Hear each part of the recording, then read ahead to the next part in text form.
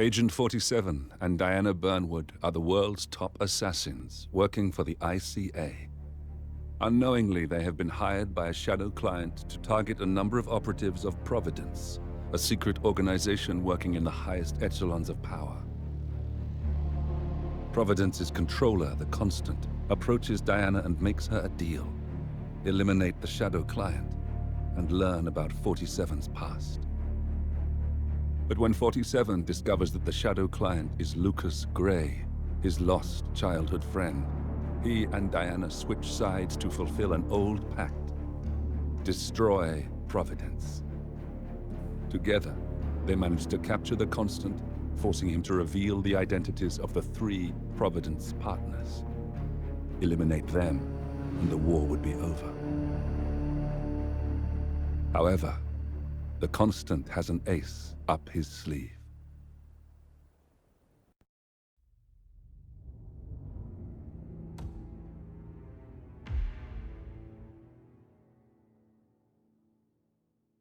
Look closer. In the shadows, behind the everyday world, beyond the headlines and the seats of power, a hidden hand.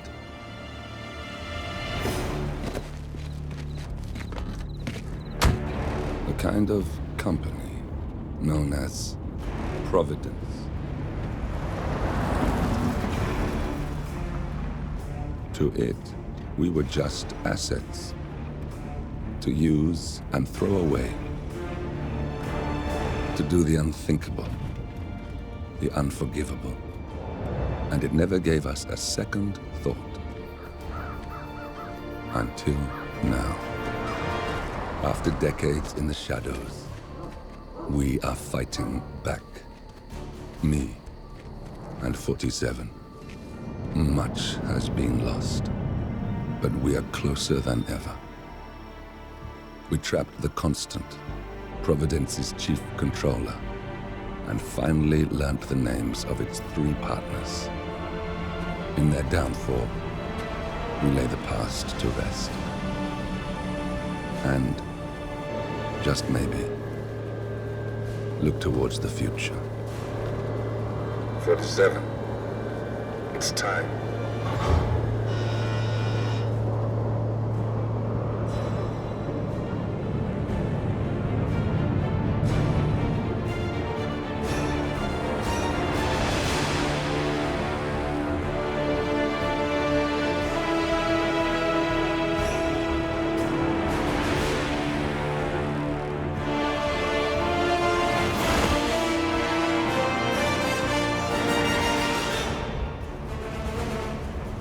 Partners are down there. You know, I never planned this far ahead. You never do. I see someone got his memory back. Wait, is that a beacon?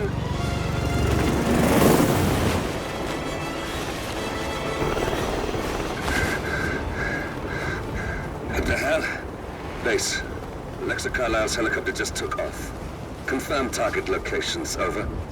Diana, what's the status? Right. We have a situation. Carlisle has left the building, and I think I know why. The Constant has escaped. He persuaded one of the sailors into setting him free, and since then he's been seizing control of Providence assets and resources. I can only assume Carlisle is rushing to contain the damage. If she slips away again... We'll keep track of her. Make sure she doesn't. Meanwhile, the plan stays the same. Your destination is the Scepter, the world's tallest building where the partners are laying low, courtesy of their host, Sheikh Omar Al-Ghazali. Marcus Stuyvesant is 5th-generation old money. His family made its fortune in real estate and banking, and were at one point the chief landowners in New York. Carl Ingram is a powerful Washington kingmaker whose family grew rich selling gunpowder during the American Civil War, and later established a globe-spanning empire in oil, coal, and steel. Both families long since retreated from public view, but their quiet dominance endures to this day. Now, the partners likely suspect that we're coming, so Mr. Gray will infiltrate building controls and disable all electronic doors and elevators. Stuyvesant and Ingram are about to find They have nowhere left to run. Right. This is our moment, 47. Providence ruined our lives with the flick of a pen. Today, we return the favor. Happy hunting.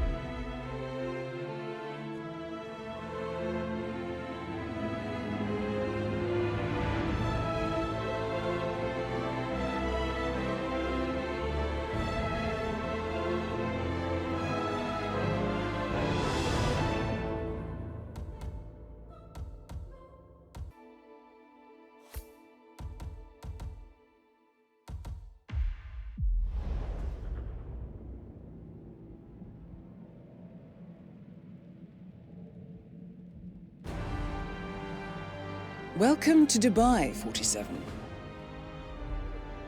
Today is the inauguration of the scepter, and the ceremony is well underway. You will find Marcus Stuyvesant near the building's signature art installation, while a paranoid Carl Ingram has ensconced himself in his penthouse suite, security on highest alert. Mr. Gray is already in position and ready to assist. Good luck, 47.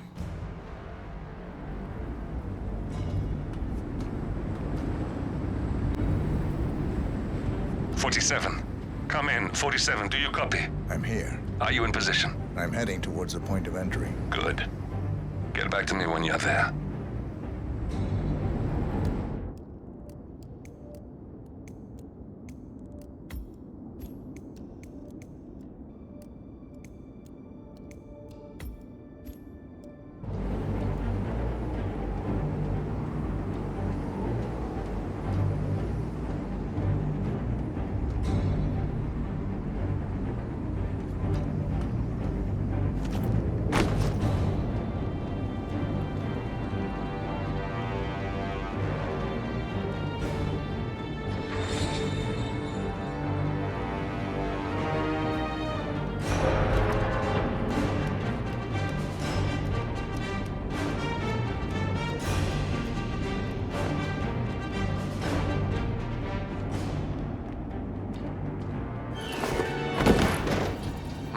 Locked. 47, use your camera and scan the lock, will you? I think I can override the Windows controls from here.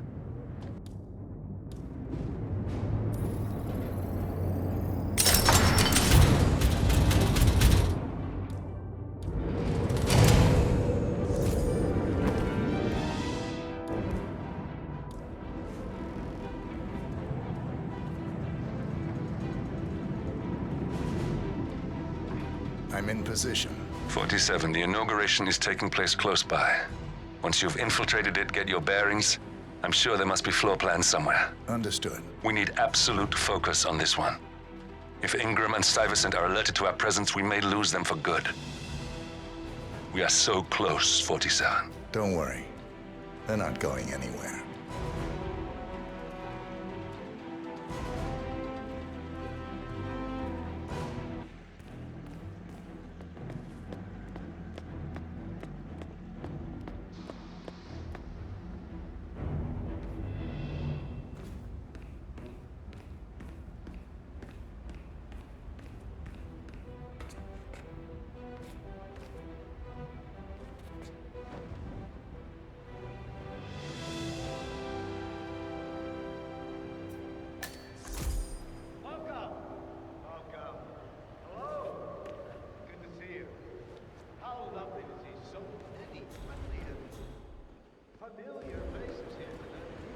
Welcome to the Barge Al Ghazali.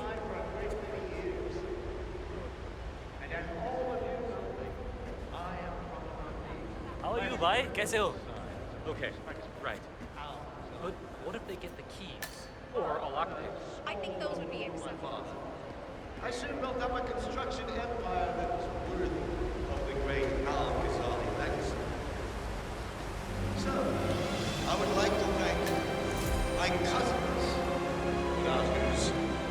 creation.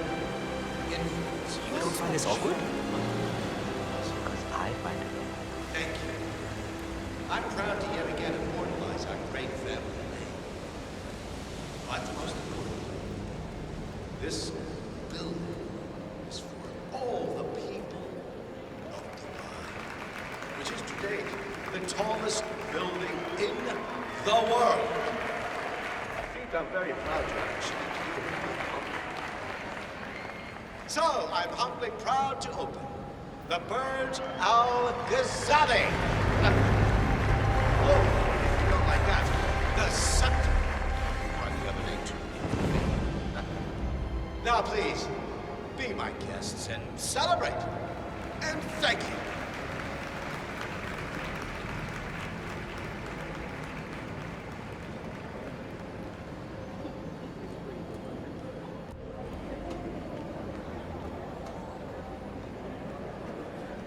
Greetings, sir.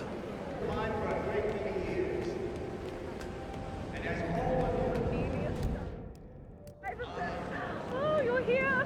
How wonderful! You know, I didn't think you'd come after your tragic loss. Thank you, Lucy.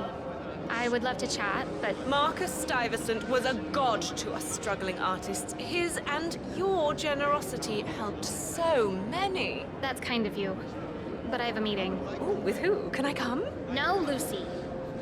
This is a private matter. Besides, this is your big day. You should mingle, have fun. Oh, don't worry about that. My art speaks for itself. Well, I have to go. I'll call you when I get back to New York. Lucy, you are needed at the inauguration. And there are some other issues I'd like to run by you. Oh, wait. Cornelia, don't go!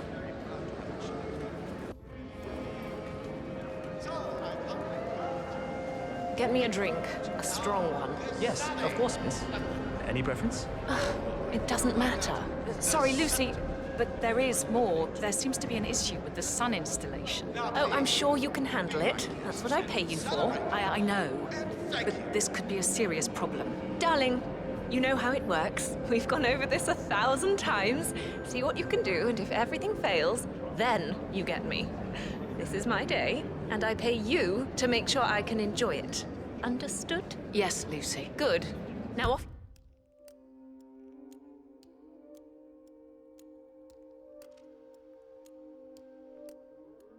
You go. I have important things to take care of. Loved her. What a cow. Sorry, sir. A crisp shirt will only get you so far in life. Know what I mean?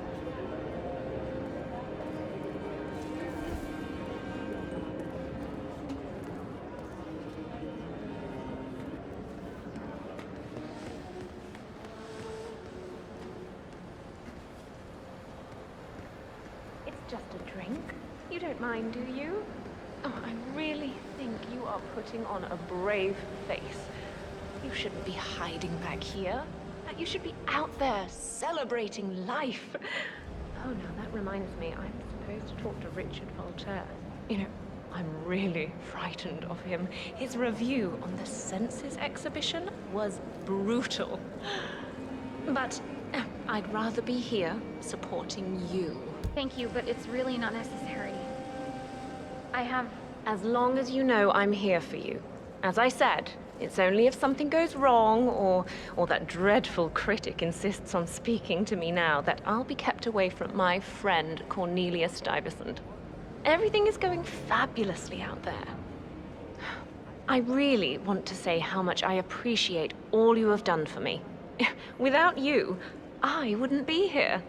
You know, not to sound arrogant, you have such a good eye for talent. Lucy, seriously, could you please just give me a half an hour alone? I need to think. You know, Cornelia, I really worry about you. Oh, wow.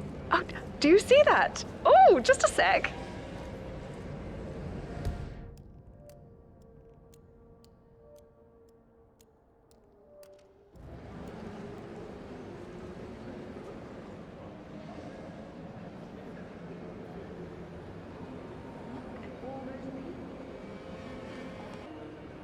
Shit. Find out what that was. Understood.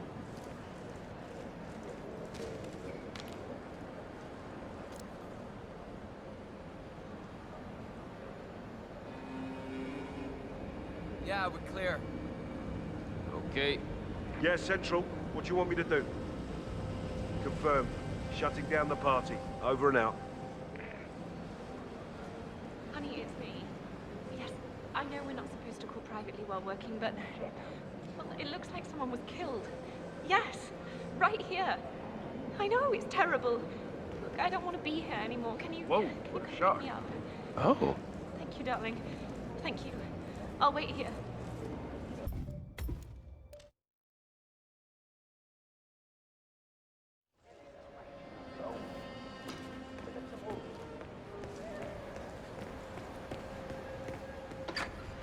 Any news on the new guard assigned to codename Pinky? I got word that he entered the building, but he hasn't reported. Probably.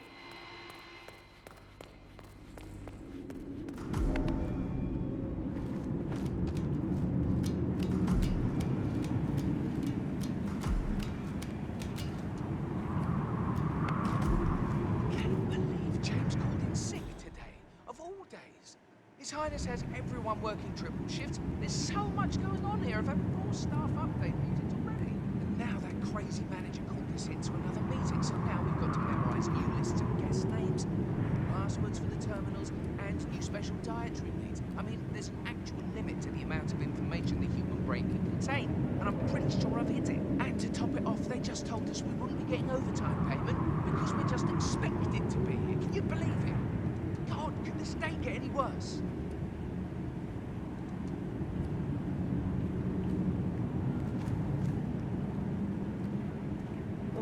Blessed silence. Finally. Thank you, God.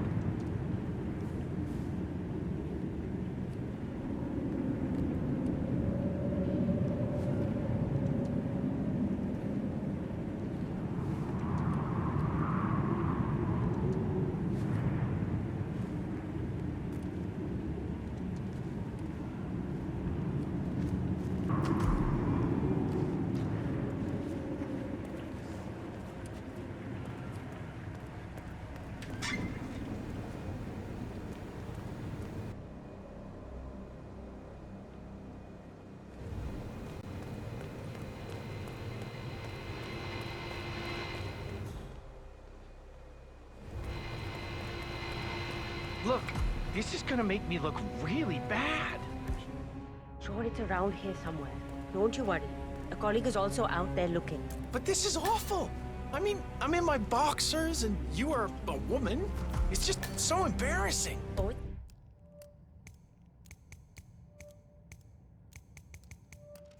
it's nothing I haven't seen before. But you don't understand. I'm military. We military men are used to punctuality. I was supposed to be ready and present my papers half an hour ago. Hockey riot. Yes, you men in the army with your papers. Super punctual. I get it. Yeah, are you making fun of me? That's so cruel. Do you know what a man is without his gun? Man in his boxers. Crying like a baby. Ugh, you women will never understand. And I don't think we ever will.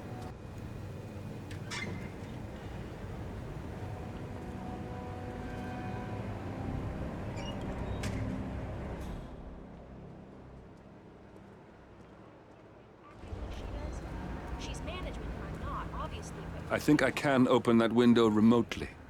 Scan the lock with your camera and I'll have a try. ah, shit! Oh, isn't that just... Oh. This is ridiculous. Someone else deal with this shit.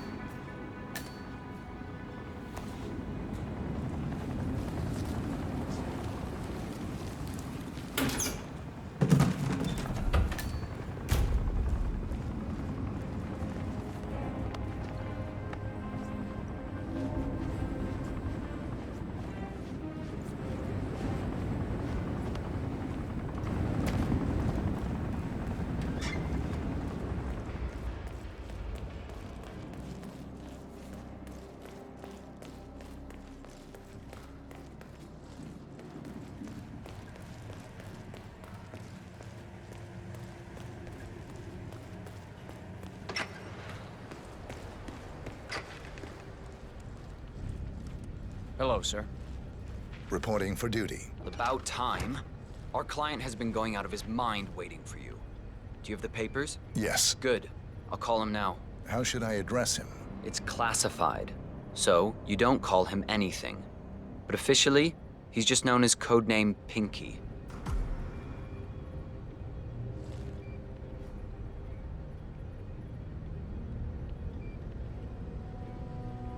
Sir, this is security. Just calling to let you know your new guard has finally arrived. Yes, sir. See you soon.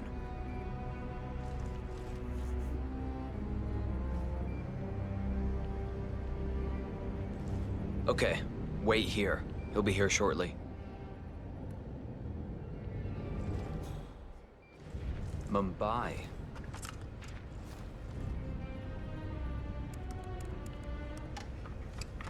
Okay, you must be my new escort.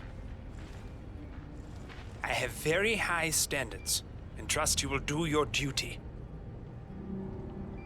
You have your credentials on you?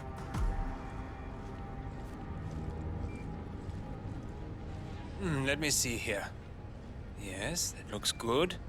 I like it. A cutlery expert, no less. I have no idea what that means. But your CV is very impressive. This looks perfect. Come on, let's walk. Need to tell you a bit about what I expect from you.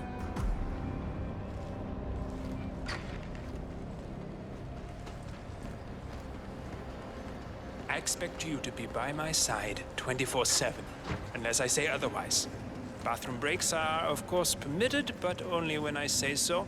I have a very important and delicate meeting today, in which I expect you to keep your ears closed, but your eyes wide open. Understood? Now, your papers were indeed impressive, but I need to see what you can do with my own eyes. My father used to take me hunting. He was an avid hunter.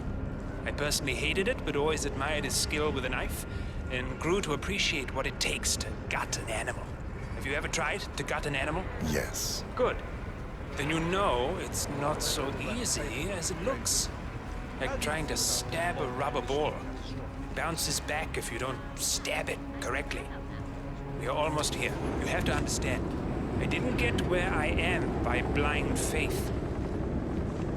Okay, we are almost there. You see the shooting targets? Any fool can shoot a target. But with a knife? Now, that's where the talent lies. My father always used to say, if you are good with a knife, you're even better with a gun. I want to see your skills. I don't know why, but I've always trusted a man who could throw a knife. I'm sure a psychiatrist would have a field day with that statement. So, show me what you got. Do well and you work for me. Fail, we get out of here, and I never want to see your face again. Let's just hope he's half as good as you were. Only time will tell. But I doubt it. You cocky idiot. Oh, spot on. Look at that. Not bad at all.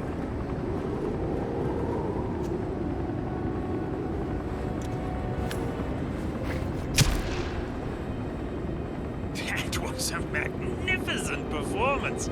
I like you. I think we will get along just fine. You've gained his I trust. think I got the right man now. What to do with Thank you for all your that services. power? I'll take the rest of the day off. You deserve it. Thank you, sir. It was an honor. Thank you, sir.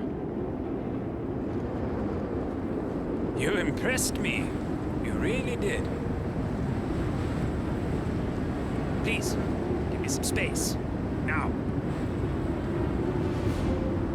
You impressed me. You really did. But let's get to work.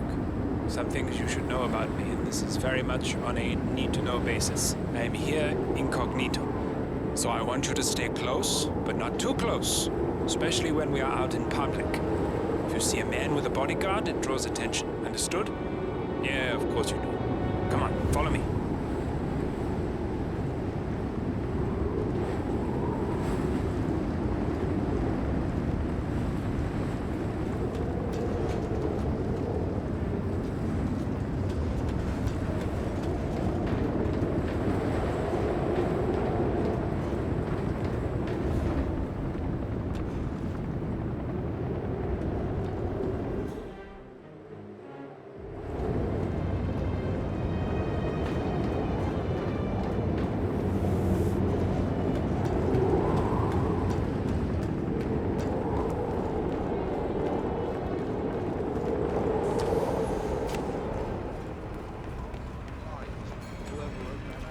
The second they're using the word catastrophic, I stop caring about the actual odds.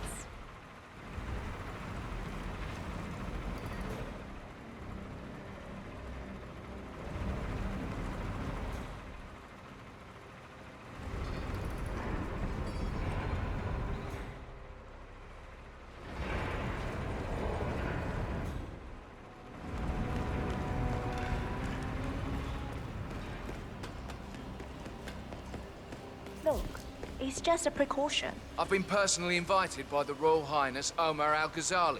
I should have clearance. The name is Zaina Kazim. Sir, I understand. Zana Kazim, aka the Vulture. One of the top agents working for Crystal Dawn, the Pan-African terrorist organization. I almost hired him myself once, but chose the Maelstrom instead. Now what is his business here? But you can't enter without being searched. It's standard procedure. This is ridiculous. Well, that's how it is. Think about it, and come back if you want. I'll be waiting upstairs in the reception. Understood? Crystal.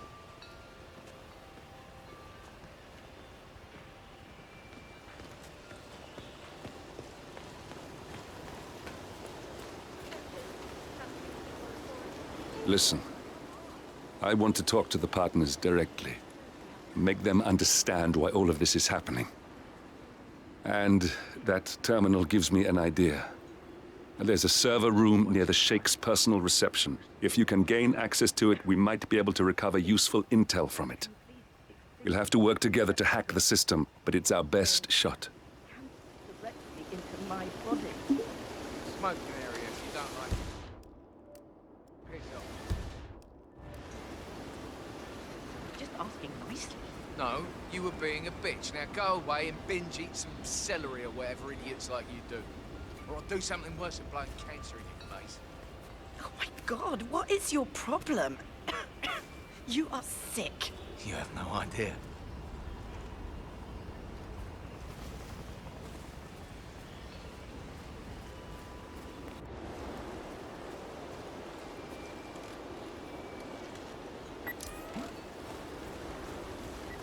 Hello, sir. Okay. From leaning into scorch marks on a piece of toast, and she's getting rich off it. Wow. Thumbs.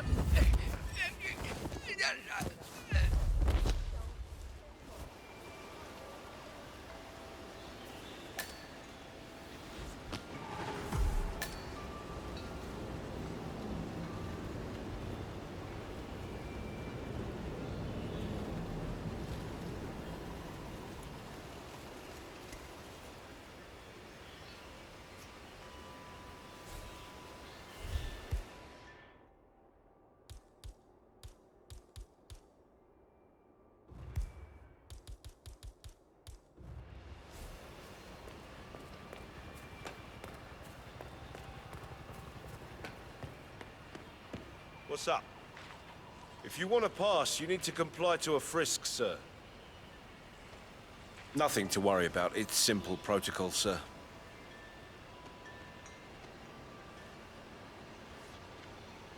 You're good to go, sir. Thank you for your patience.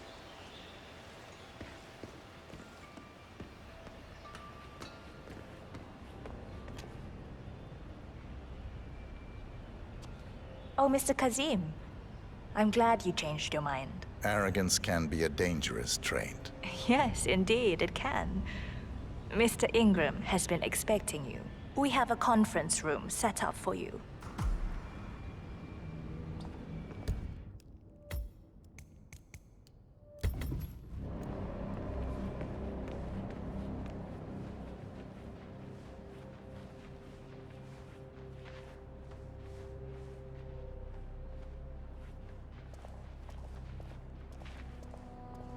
How you been?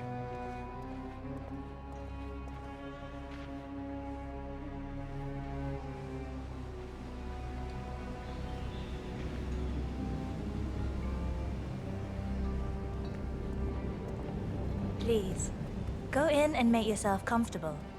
Mr. Ingram will be with you shortly. Thank you.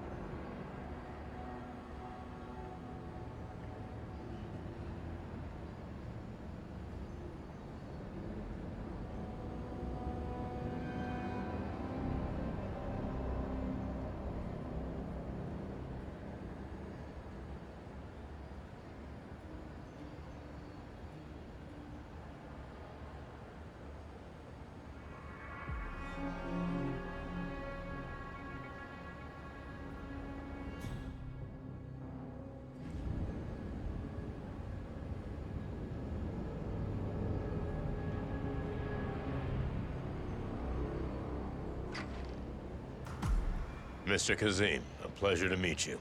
Omar tells me great things about you. I'll get straight to the point. I have a, well, let's call it a dispute, which the Royal Highness tells me you're very capable of taking care of. Now, I've worked with your organization before, in Morocco, I believe, so I'm a little hesitant. Don't be. We do what's needed. Well, only time will tell. I have 2 assignments for you. Take care of the first one, and then we can discuss the bigger fish. Now, on to the first. An acute problem has been brought to my attention. Keep talking. I'll be candid with you. No one is supposed to know that I'm here. However, there's a journalist down at the inauguration, and he's asking rather intrusive questions about who's staying up here, and that is a very dangerous problem for me. Now, I want you to silence this little pain. You think you can do that? It's what I do best. I like your bluntness. This is his file. Hans Lucht, Pulitzer-winning freelance journalist.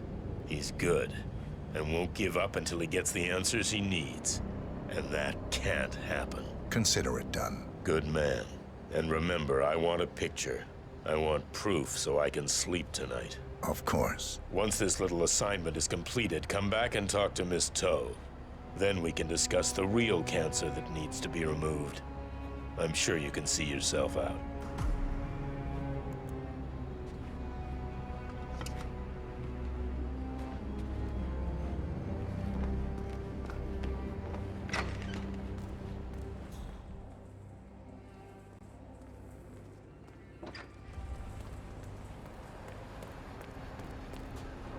Hello? Yeah, just wanted to remind you about the lockdown.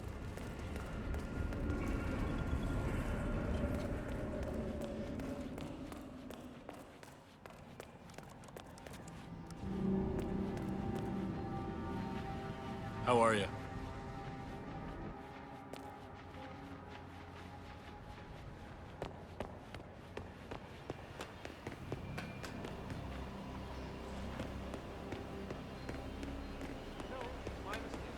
Hello, I don't mean to pry, but upstairs, do you by any chance know who's staying there? I hear it's not just the Royal Highness. I'm going to ask you politely to move along. I don't appreciate your line of questioning. Well, I was just curious, but thanks for your time. I thought this was a lead. Maybe not. I'll keep asking. Mr. Lucht, I hear you're looking for information. Oh, really? Okay. You know what's happening upstairs? I know more than you could imagine. But we can't talk here. Follow me. Great. Lead the way.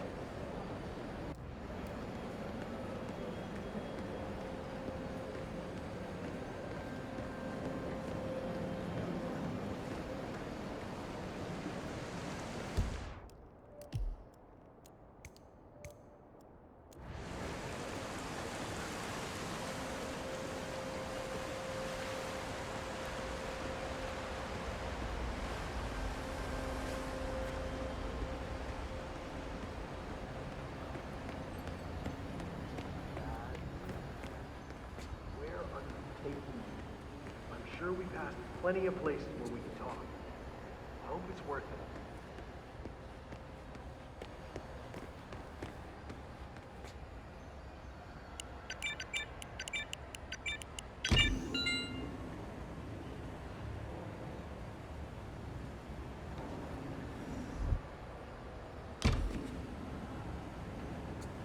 Wait, no. No. This feels off. I don't trust you. I'm gonna walk away. No harm done, okay? Talk to me again if you mean business.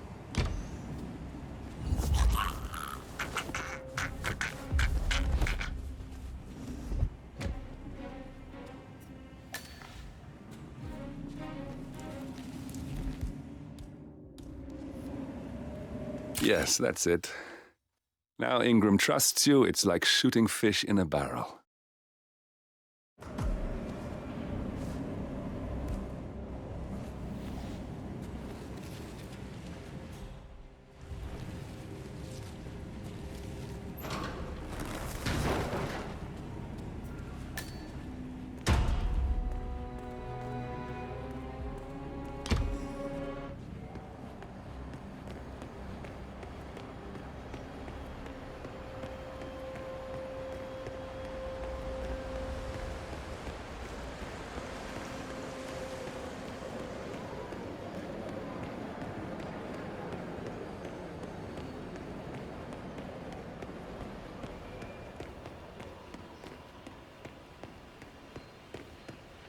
Greetings, sir.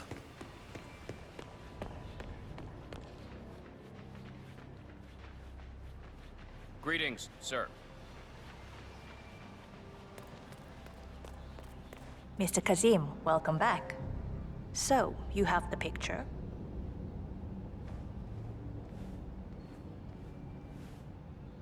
Yes, here. Good. Our guest will be delighted. Please follow me. He's waiting. Mr. Kazim, please, follow me. Hello, sir.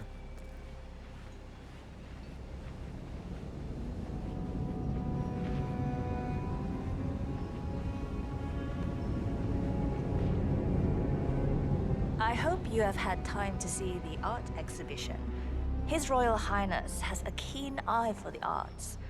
If you haven't yet, I highly recommend it.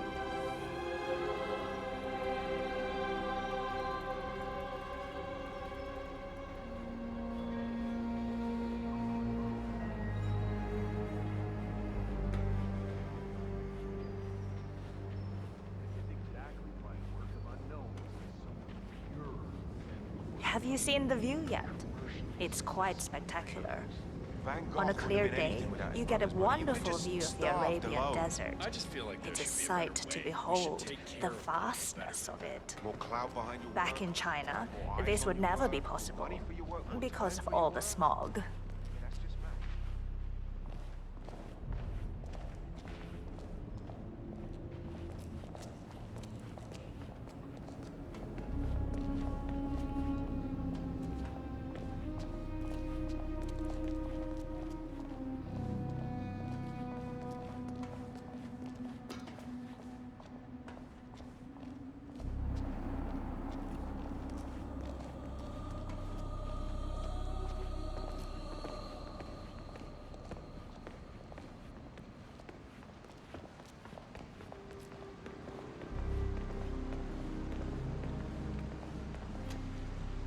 Mr. Ingram is expecting you. Mr. Kazim, so good to see you. Do you have the picture? Yes. Your problem is fixed. Omar said you were good. Let's get down to the important business at hand. Okay, people, clear the room. I need to discuss some delicate business with Mr. Kazim. Perfect. We have Ingram right where we want him. Excuse me for a second. 47, Please make yourself at you know home. what to do. Have a drink, see the view. It's something to behold.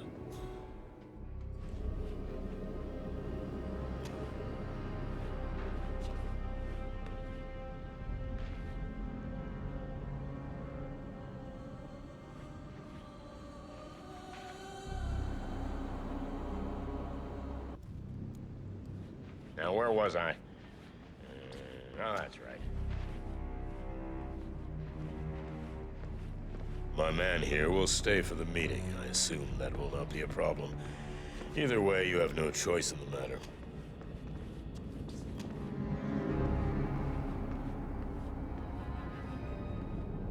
It's interesting we haven't come across each other before, Mr. Kazim. Well, maybe not. I usually have my people talk to people like you. I can imagine. I don't know how much Omar, the Royal Highness, has told you. But my guess is very little, so let me get straight to the point. My organization has been hit by an unpleasant cancer that can only be removed by cutting it out of the gut, if you get my drift. Yes, I do. Good. This little turd is spreading his vile, toxic cells, and I want him stopped. Brutally. Chemo won't remove him. Only the knife. I have his file here. Arthur Edwards. A sly little devil, if there ever was one. Me and my associates, well, we underestimated the little worm. We want revenge. I think you and I share a common interest. I doubt that. But I want you to make him suffer. This is not a horse that needs to be put out of its misery. This is a rabid dog that needs to be put down. Am I making myself clear, Mr. Kazim? Yes. Consider it done. Good. We're now in business. We are. I'll have Miss Toe send you anything you need. We're done here. Oh, one last question. I'm just curious. You're nicknamed the Vulture.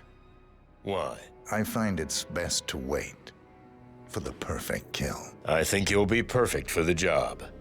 Nice to meet you, Mr. Kazim. I look forward to receiving an update. Safe hunting. Guard! Yes, Mr. Ingram? Please show Mr. Kazim out. Yes, sir. Mr. Kazim, please follow me.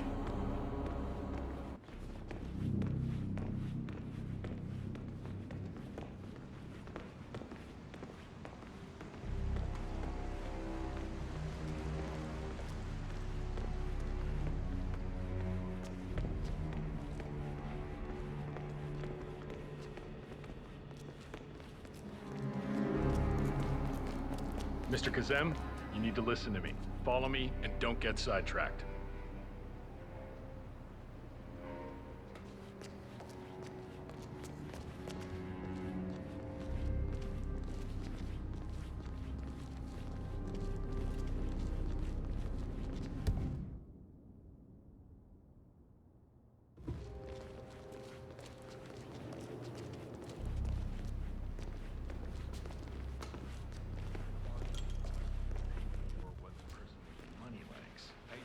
Mr. Kazem, you need to listen to me. You know how much I respect you.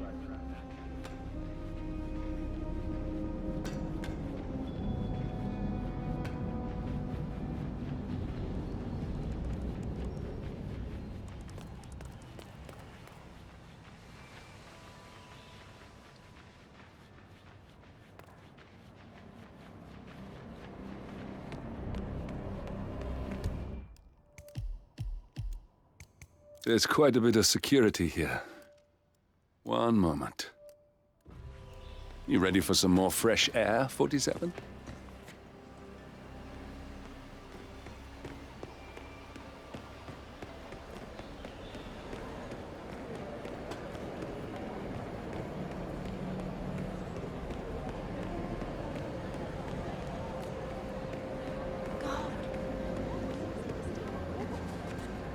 don't even remember. Every few years, it's like he just... Hello.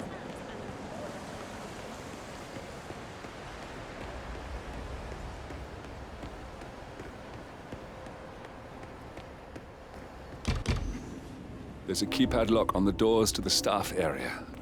One moment. All right, try this. 4706.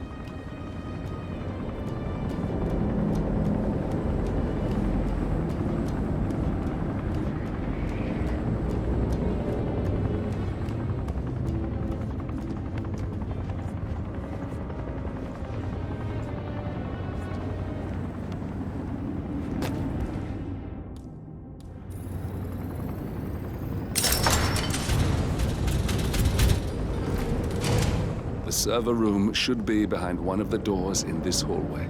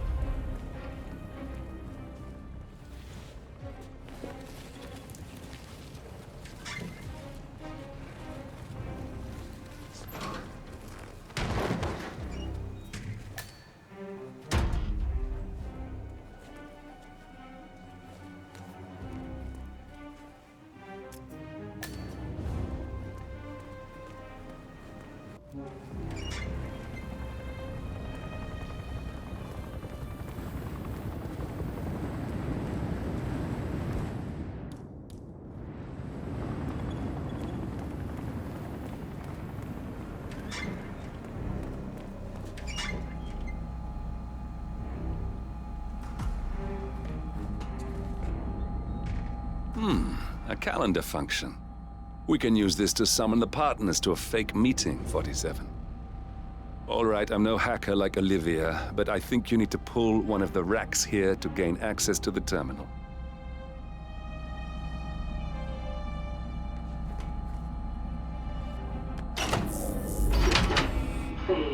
Damn it. A silent alarm has been tripped. Security is on its way. Hide, 47.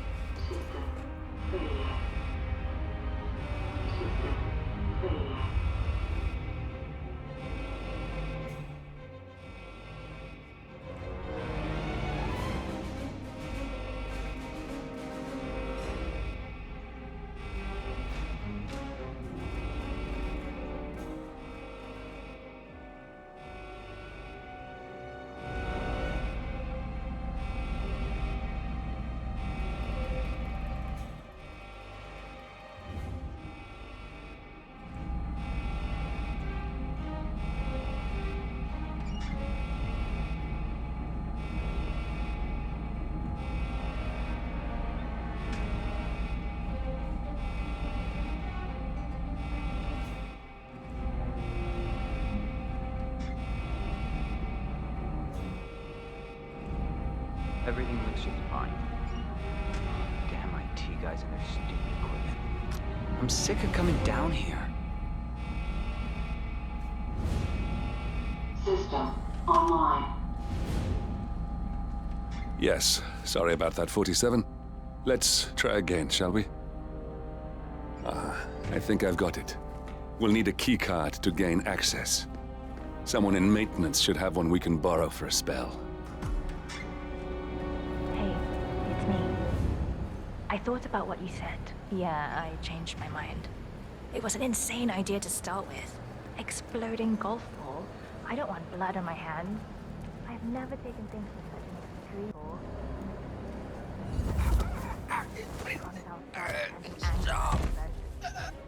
I know I have issues. Admit it. That's the first step, right? Anyway, I locked the golf ball up in the main place. Not that many of us have keys, and people tend to stay out of that room anyways, so no one will get hurt. I'll take it home when my shift is over.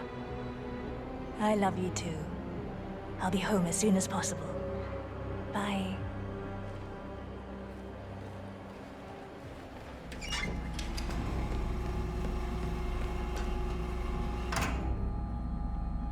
That must have done something. Can you see anything different in the room?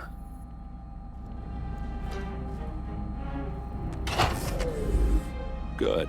We're in. Now all you need to do is access the terminal and use the calendar option to summon the Providence partners to a meeting. Good work. The meeting has been booked. The partners should be moving up here shortly. Huh. Looks like the lounge can be sealed off for private conversations. Handy. Excellent. I see the partners moving. You should join their meeting. Time to end this, 47. Building cameras are now disabled.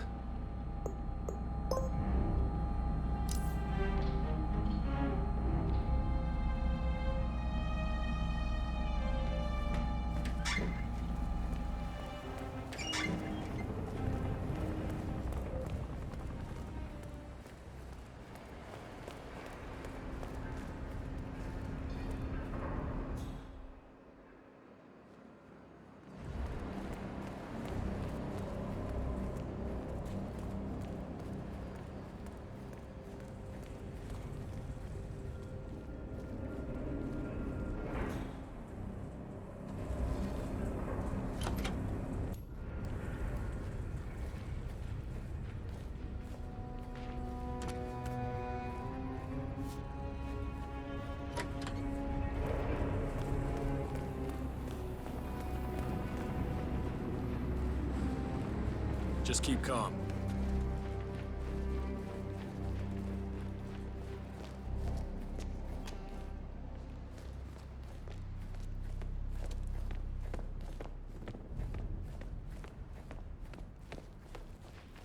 Please stay back. The partners are alone now. I'll activate the panel controlling the room's security features.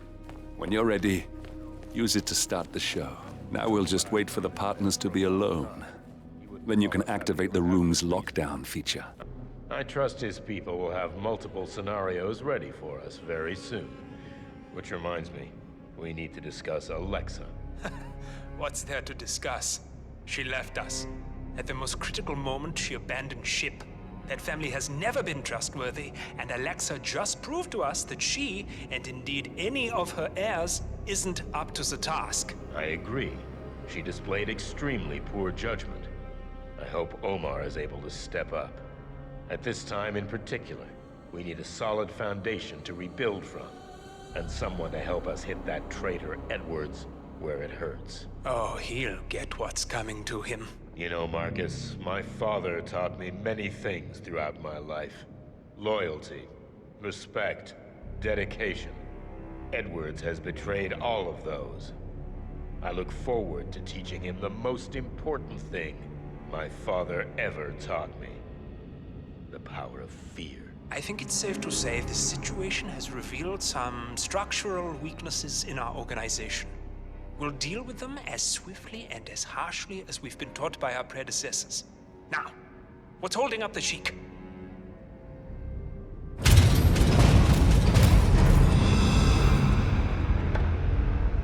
What's this? Carl, did you do that? I certainly did not. I have no idea what's going on. Gentlemen. What's the meaning of this? You're the one responsible for all this. Gray, what do you want? Something that has been a long time due. Revenge. Revenge? How banal. You killed Cobb, Navikov, Caruso, the Washington twins, everyone at Haven. You broke into our bank, and you outed Providence to the world. Whatever perceived slight we've done to you is insignificant to the amount of damage you've caused us. You've caused the world. You're a murderous terrorist. Nothing more. What did we ever do to you anyway? You specifically? Nothing. Providence? Everything. Providence made me, and at the flick of a pen, Providence broke me. I'm just returning the favor. Providence has ruined the lives of countless people, expecting and facing no consequence for its actions. You take for yourselves and those who support you, and you burn everyone and everything else to the ground from the comfort of the shadows. No more. You're delusional. Exposing us achieved nothing beyond moving a few pieces around on a board much more complicated than you can fathom. The world believes we're dead. What more do you want? Me? Nothing. My friend, however, well, let's just say he's a bit of an expert. I'm just here to watch you die. 47. Finish it. 47. Don't hit me! Finish it. I need help! Get out. Here. No!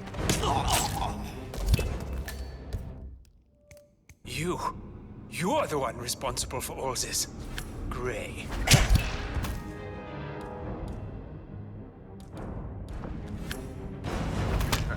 Gotta get out of here. Where the hell is that security panel? Oh, shit! Not a patient man, are you? Finally, Stuyvesant and Ingram are gone. Providence will soon be no more than a bad memory. 47. Thank you. I'll meet you at the rendezvous on the edge of town.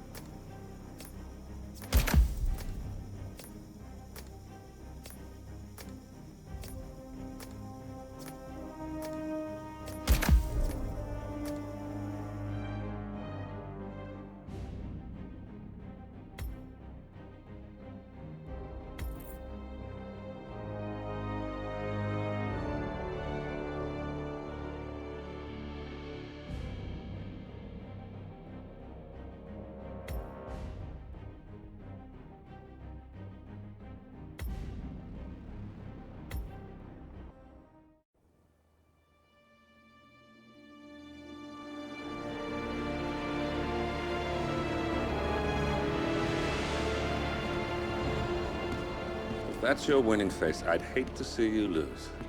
We underestimated the Constant. Yeah, he's a glorified desk clerk. He's not just after the money. He wants it all. We caught him once, we can do it again. And, well, we're not the ones who let him escape.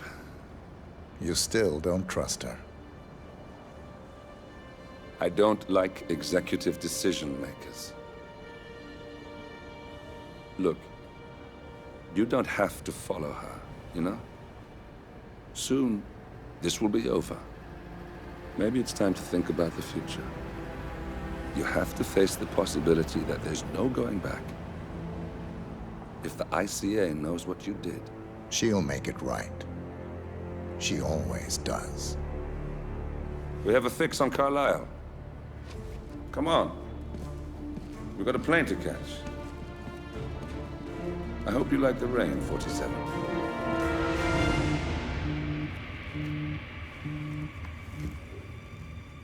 Miss Burnwood. How did you... I have everyone's number. You really ought to know by now. You planned this? All of it? Don't be silly. I just played the hand I was dealt. We'll find you. You had me. Where'd that get you? We handed you an empire. It's for the best. The partners were complacent, set in their ways. But power is more than just security. Providence can be an agent of change. Surely you understand. Or you will. Soon enough.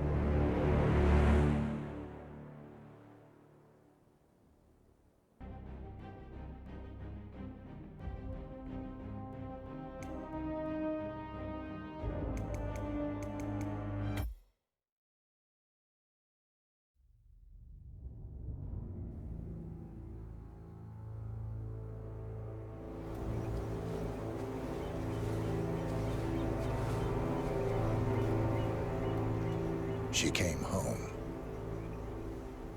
Carlisle's lost an empire. You fall hard enough, you tend to be reminded of what truly matters.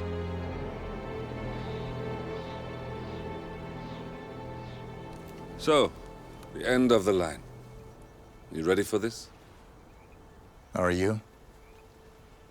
Who will you be, without a score to settle? I guess the world's most wanted fugitive will have to do.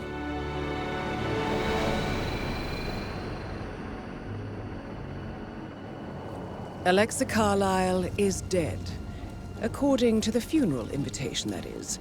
So naturally, it caused quite a stir when the late matriarch turned up at the breakfast table, alive and kicking. Carlisle, wisely sensing that her number is up, has emerged from exile to tie up loose ends and secure the Carlisle legacy. She may be a monster, but you have to admire her due diligence. Carlisle descends from an ancient line of warrior aristocrats. Her great-grandfather made a killing in the Second Opium War and established an empire in shipping, railroads, and newspaper publishing. While largely unknown to the public, the family still asserts its quiet dominance over global transport and logistics, media, and technology. Most senior of the partners, Alexa Carlisle, is cold as ice, tough as nails, and sharp as a razor. Incidentally, it was her late father who first brought the three families together after the end of World War II at this very house, meaning that this gentleman is the birthplace of Providence.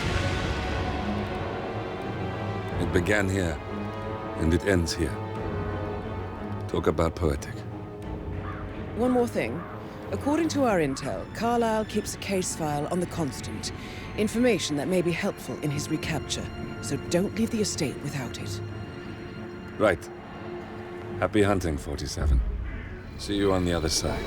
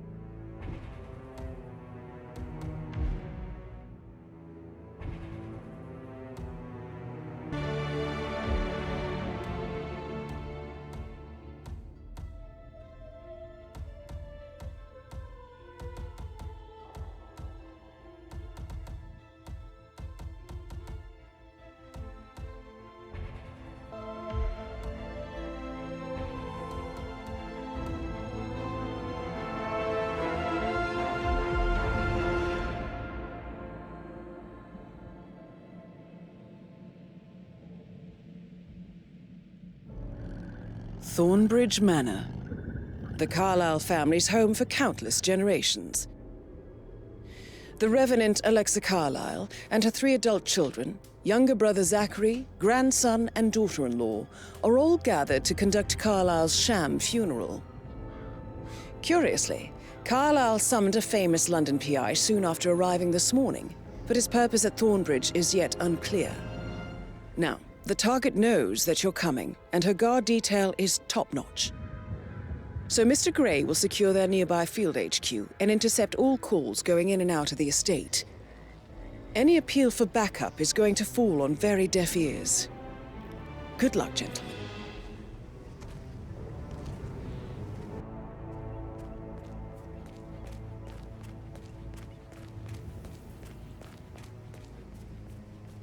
This is a private area, sir. Phineas Whitmer, private investigator.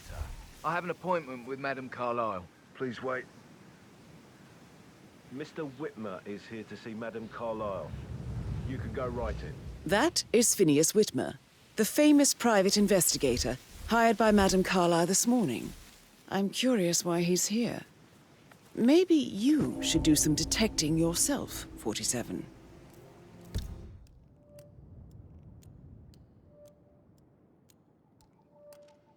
A famous private investigator summoned by Alexa Carlyle has arrived at Thornbridge Manor.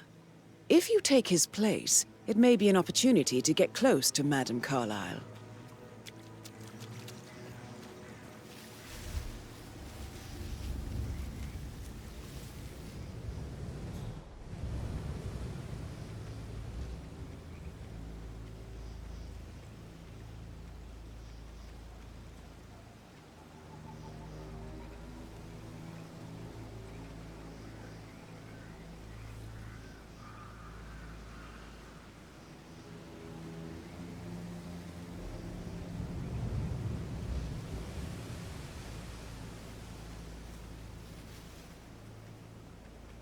Mr. Whitmer, thank God you're here.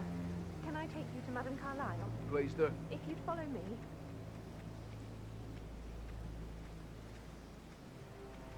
I know I oughtn't say anything, but I'm so relieved you're here. Everything's just so strange. Preparing for Madame's funeral, and then she turns up alive. But then the awful business with her brother Zachary.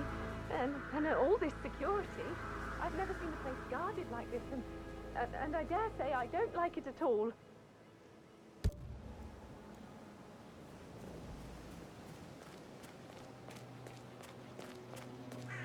Oh, by the way, I told Kate about this text. What did she say? Well, I thought she'd be mad at me, but You have to be patted she down thanked before me you see that she Madame understood Carlyle the inside. position I was in. We had a really good talk about it, actually. Oh, what did I tell you? She's a sensible woman. And that stuff from your ex was like I just need to check. 101. That's a bit excessive. I know. I think. I know. Considering the fact that I guess I spotted thought less she was than going to 2 read weeks into to get them and inside freak the out. house And say I unseen. must have done You know what we're something doing, to so provoke don't her. worry about that. Shit, man. Caroline really did a number on you.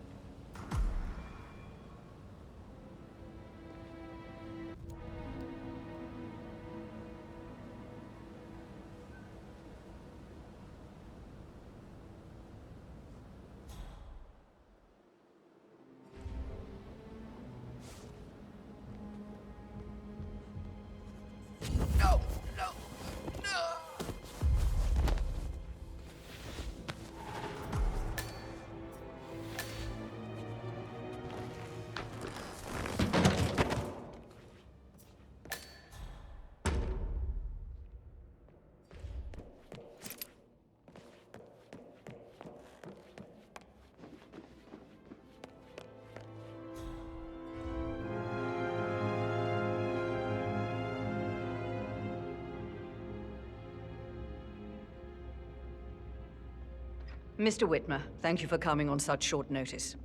A great tragedy has fallen upon us, and I need a quick resolution, handled with absolute discretion. Results and discretion are my speciality. Very well. I suppose you will want to start at the crime scene. In my experience, a thorough examination of a potential crime scene is half the job done. Good. Fernsby will take over from here. I am Mr. Fernsby, the butler. Madam Carlyle has asked me to assist you in any way possible. Mr. Whitmer, I understand that you've traveled from London. Would you care for some refreshments? Or do you prefer to go straight to Mr. Zachary's sleeping quarters? I prefer to get started. As you wish. If you'll follow me, sir.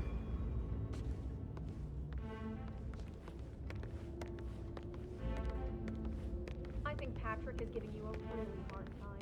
You deserve better than that, Lauren. I feel obliged to point out that current affairs surrounding Madame Carlyle are of a delicate nature.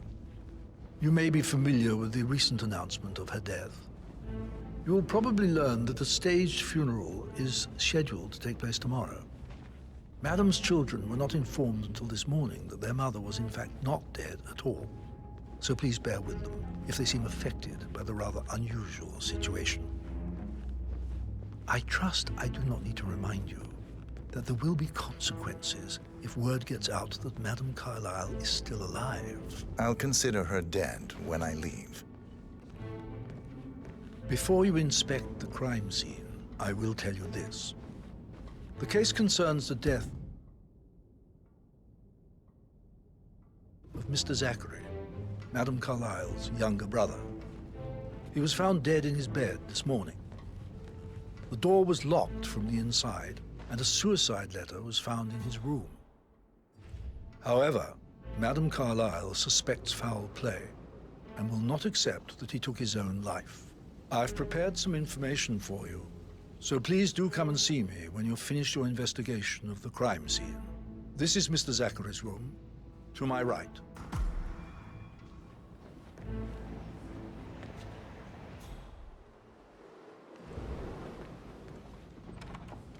A locked room murder mystery, 47. I trust you'll get to the bottom of this.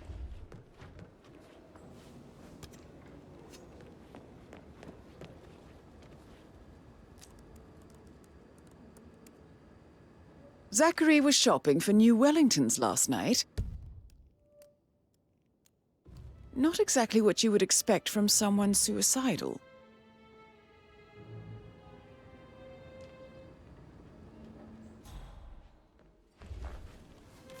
Zachary's suicide note.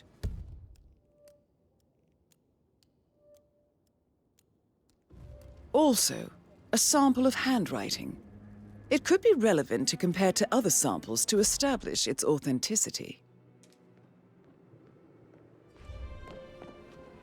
Why don't you use your camera to scan the dead body, 47? Throat markings indicate a rare, short-lived plant poison killed him. Spread shows time of death at around 10 o'clock last night. You do know your poisons, 47.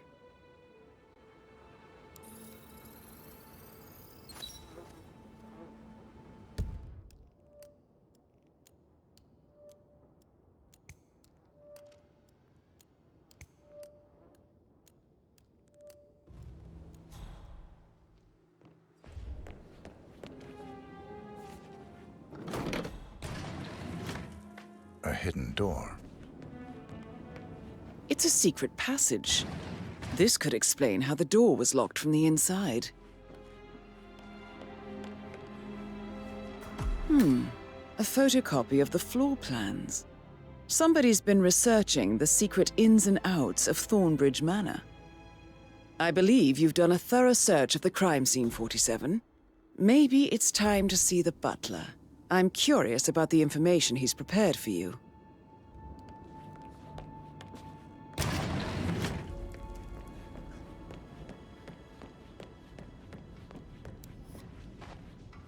How are you, sir?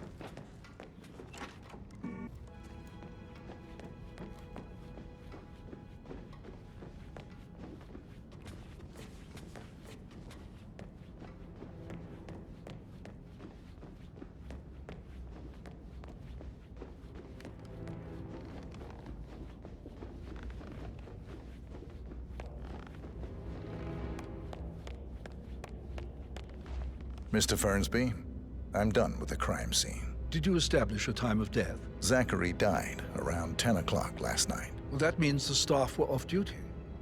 And Madame Carlyle and her security didn't arrive until this morning. That leaves Madame's family and myself as the only persons here when he died. And before you ask, no, I do not have an alibi. I was alone in my office at the time of death. Here's the material that I prepared for you. It's a list of the possible suspects and their quarters. Hopefully that will help you keep track of your findings. Please come and see me when you've solved the case, and I will take you to Madame Carlyle. This is very useful information, 47.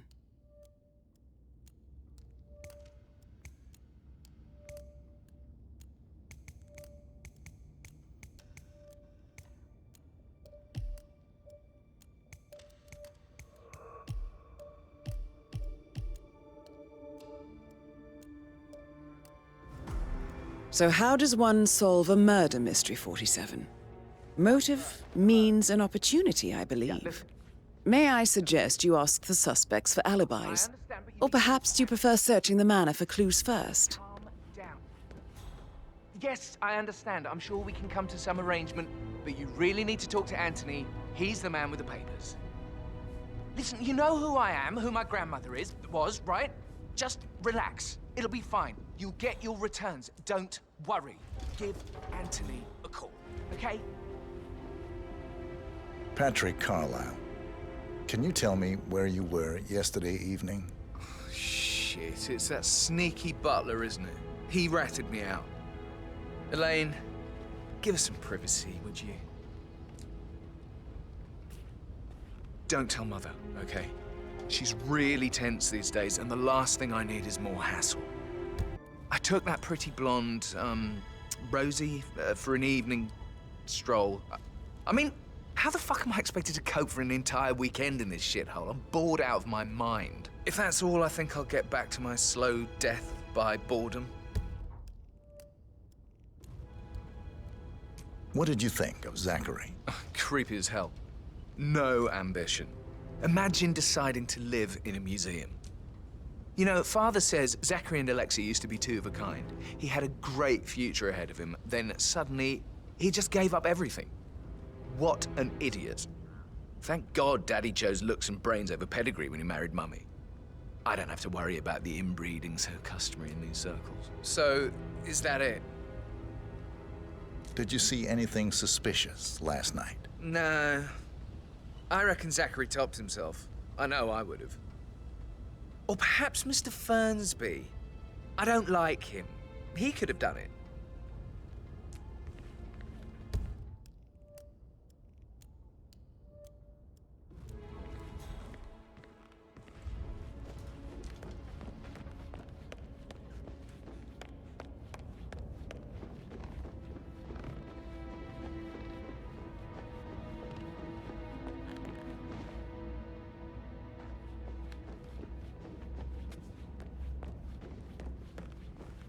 If you only knew what we face.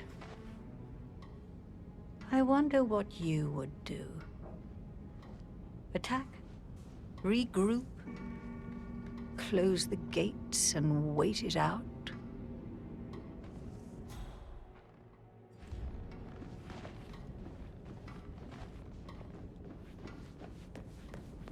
Weird. That is the door to Rebecca's room.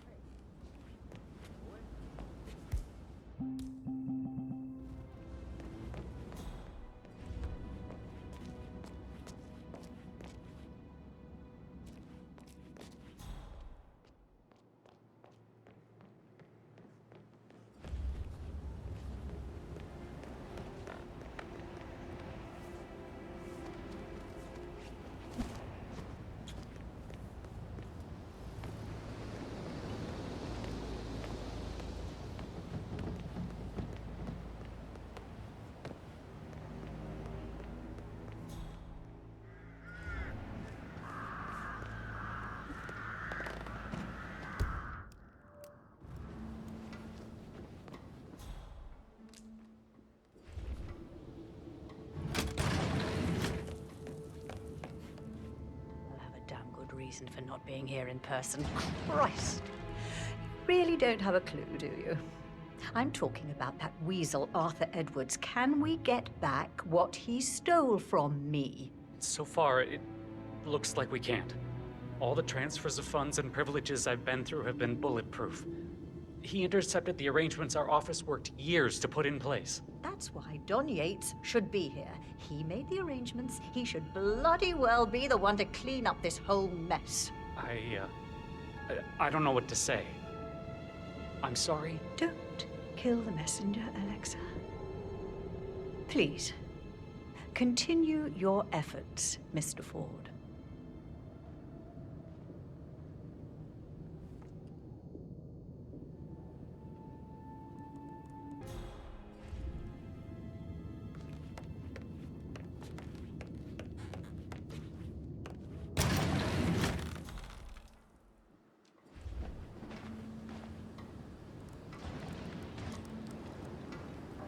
I can see from the log that Rebecca was in a conference call from 9 p.m. to midnight last night.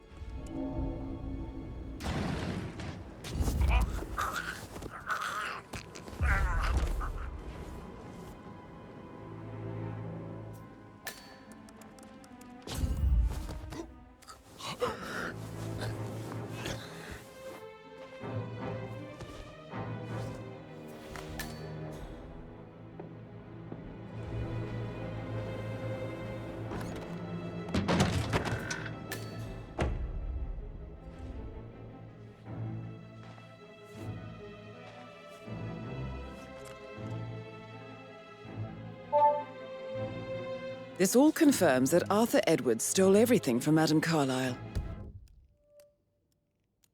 Perhaps you should let her know how bad it is, 47.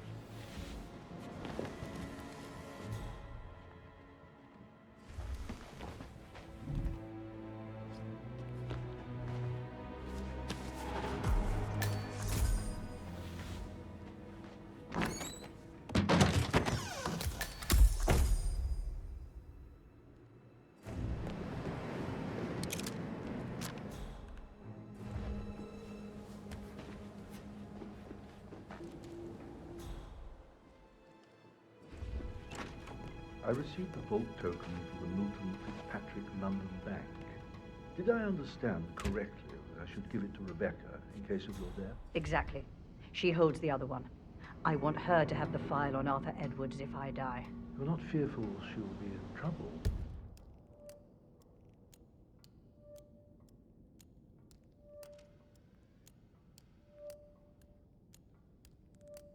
She knows. She will start digging when she realizes things don't add up, inevitably getting her in trouble. I'd rather she knew who she's up against. She's clever and resourceful. Who knows, maybe she'll be able to hit him where it hurts. But I don't want her to get involved prematurely. Hopefully she'll never have to get involved at all.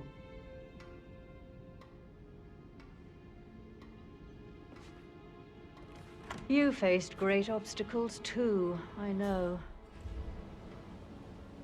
We will persevere. It is my duty to make that happen.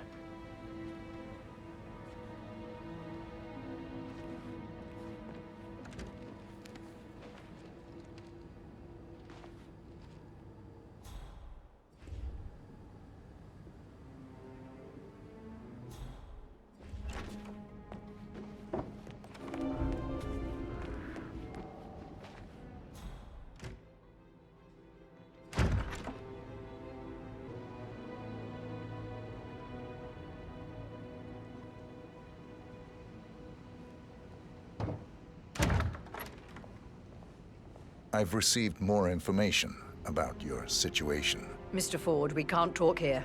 Go back to your office. I will be there shortly.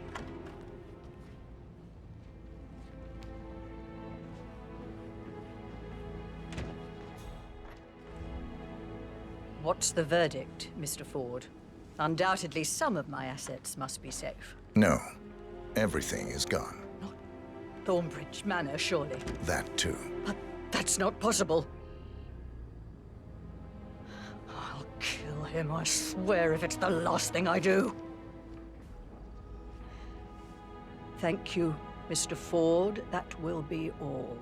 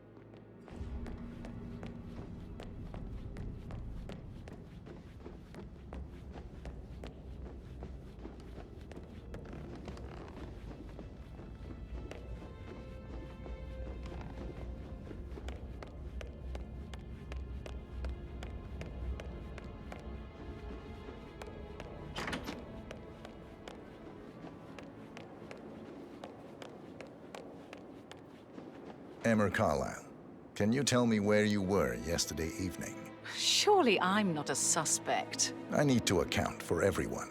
Well, I spent the evening with my family, but I got an awful migraine and had to take to bed. Everyone can attest to that. I believe I went up when the boys sat down for a drink around 8 o'clock. Is that all?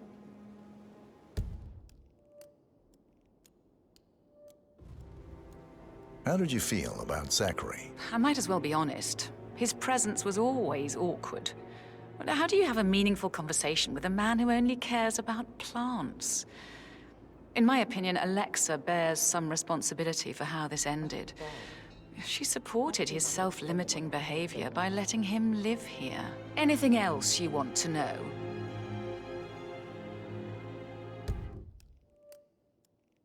Have you noticed anything else out of the ordinary? Nothing special comes to mind.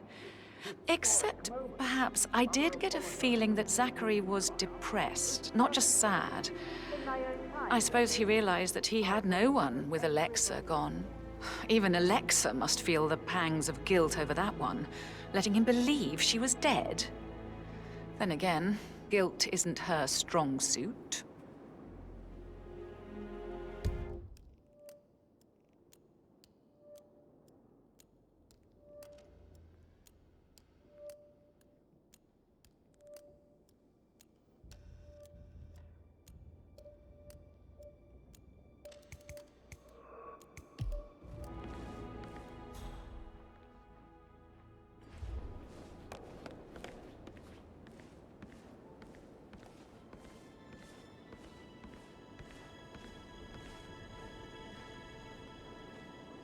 Right, let's get started. I want to keep this short. I know you have a lot of questions. Some I will answer now. The rest will have to wait. First, Zachary's sudden death is a great tragedy, but also a great inconvenience, as it happened just now. I'm dealing with the situation in a discreet and efficient way, and I expect your cooperation in all related matters. Secondly, the arranged funeral event tomorrow will take place as planned. No one can know that I am still alive. I expect you all to act your part. Last, as you all know, I have a lot on my plate and need to focus on sorting everything out, so please do not disturb me with your petty concerns. You are all adults, and as part of the elite, You will eventually have to deal with difficult situations like this. It comes late for most of you, but this is a chance for you to show what you are made of. That will be all. Rebecca Carlyle, can you tell me about yesterday evening? We don't really see much of each other, my brothers and I. What an exit. I suppose it takes our mother's funeral to bring us together, and even then, it's not like we sit on each other's laps. Now, Edward. Patrick, This is your Gregory's chance. son, Oh, God. disappeared straight I have to after finish dinner. that eulogy. You know, I think he might be in some sort of trouble. Edward wanted to go as well, but Gregory convinced him to stay for a few drinks before they went off for a pint at the local at 9:15.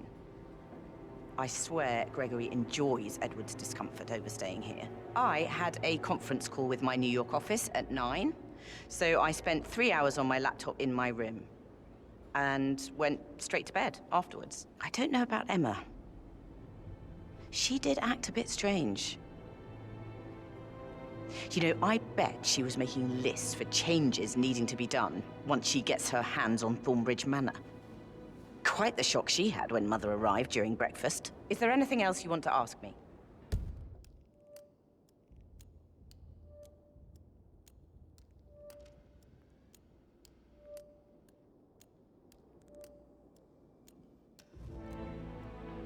Tell me about Zachary. Did he act strange last night? You know, now you mention it, he was a lot more chatty than usual. He wanted to know about my connections in the publishing business. Apparently, a friend of his is writing a book, which strikes me as very peculiar. I didn't think he had any friends. Is that everything, Mr. Whitmer? I do have a lot to see to.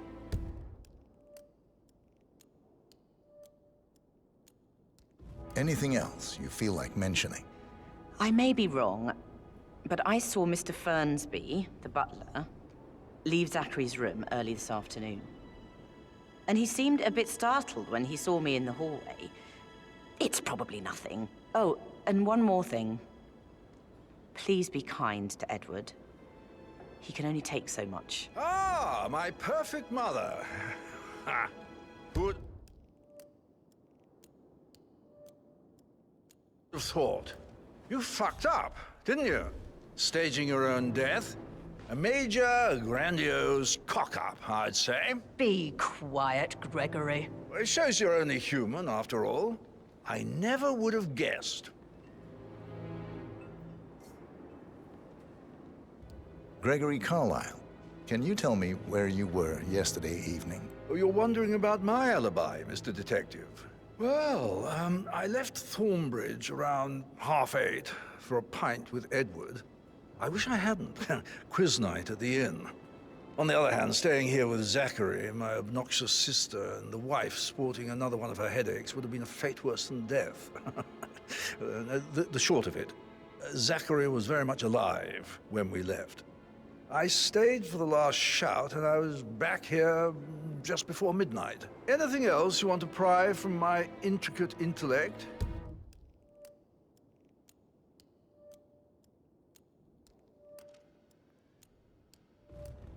Tell me about Zachary. Zach? Huh. Such a sad old sod. A bit heavy on the bottle, but who could blame him? Only company he had was his rare plants and mother, who travels more than she stays here. Honestly, I can't say which is the bigger bore. He's better off dead. Is that all? Not very thorough, are you?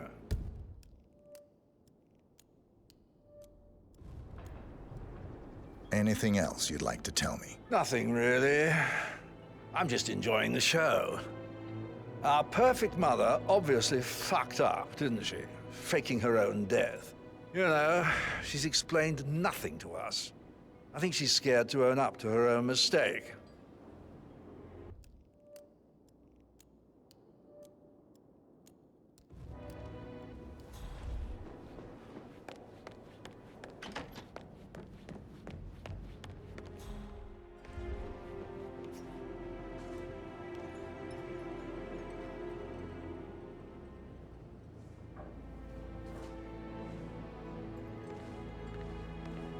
Professor Edward Carlyle, can you tell me your whereabouts for last night? Oh, yes, this dreadful business with Zachary.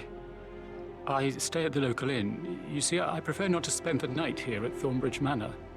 My brother Gregory came along for a nightcap. He'll never admit it, but I think he understands that I find this whole thing upsetting and wanted to provide some comfort. I believe we went to the Stag's Head around 8:30. Anything else I can do to help?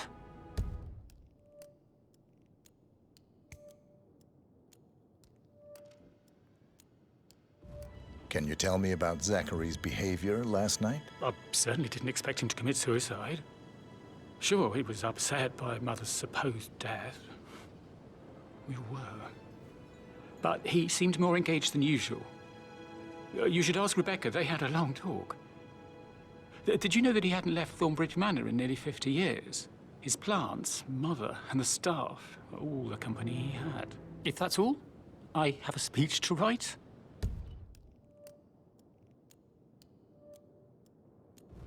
Did you notice anything else out of the ordinary? You mean apart from the fact that we came here to bury our mother and she shows up alive and kicking? Zachary found dead in his bed this morning? Or perhaps that the planned funeral is still taking place and I have to do the eulogy? And Mother will surely have a strong opinion on it afterwards. I can't breathe. Excuse me.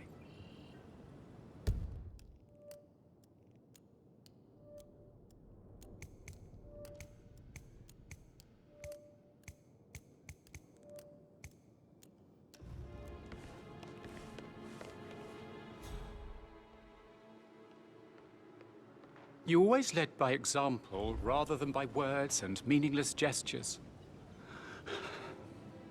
Like hugs, maybe encouragement. Just a single spontaneous caress, what a difference that would have made. Right. I clearly remember when I was 5. I climbed a tree and could not make my way down. I was scared and called out for help. Of all people, you heard me, and when you saw me, you climbed the tree. I was relieved that help had finally arrived. But you... Can I help you in any way, Mr. Edward? Fernsby, thank you. No, I'm afraid not. Some fresh air may do you good. It might, but I need to finish Mother's eulogy for tomorrow. She doesn't think I can do it, does she? Did she say anything to you? Mr. Edward, your mother has very high standards. I'm under the impression they are rarely met by anyone but herself. Oh, God. She expects me to fail. Tomorrow will soon be over. And then you can put all this behind you. I'm sure you'll do splendidly. Just wait and see. I don't know. I hope so.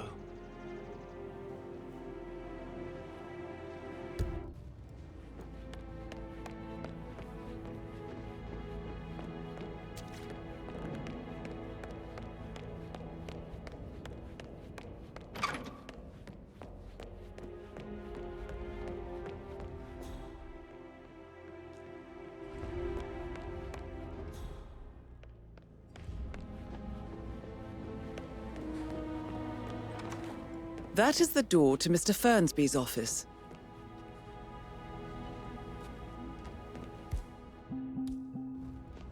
No good's gonna come of it. Stick to your own kind. You mean like Chris? He treated me like shit. All he wanted to do was play his stupid video games, never any romance. I deserve romance. Madame Carlyle as well, and Emma won't be moving in. All things do eventually come to an end, Edward. Did all the groceries arrive? No, sir. I heard some of the delivery people were unhappy with the security at the gate. To yourself. Well, that is safe with Ethel. She never misses a step. Gossiping and work both. Fake funeral tomorrow. Zachary found dead upstairs today. Death is everywhere. I never thought of it that way. Oh, God. It's such a big responsibility having a baby. I have to protect it, right? How are things coming along outside? Will everything be ready for the funeral event tomorrow? I would say so, Mr. Fernsby. As long as the birds don't make too much of a mess.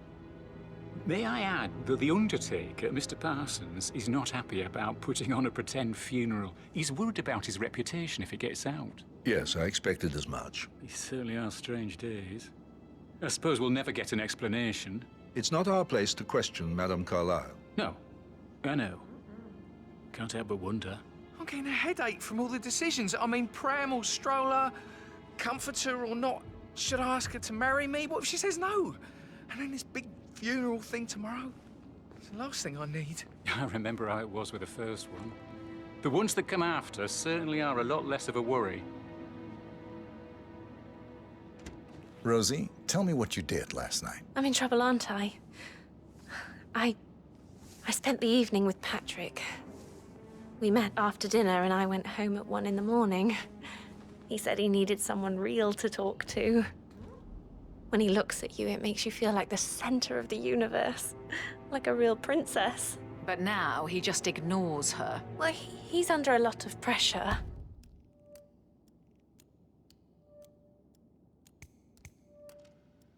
He's an idiot. That's what he is.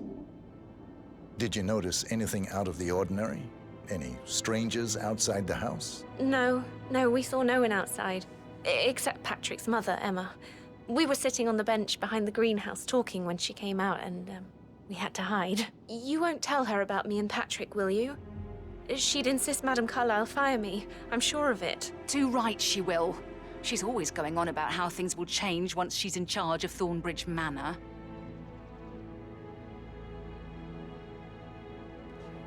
How are things coming along inside?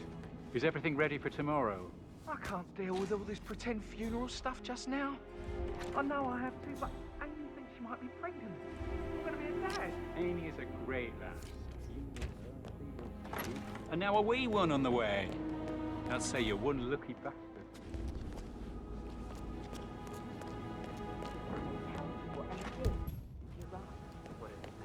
She turned up and demanded to be put up in Madame Carlyle's bedroom. We're the new head of the family office. It isn't fit for her. Gregory. He normally accepts his wife's outrageous behavior without batting.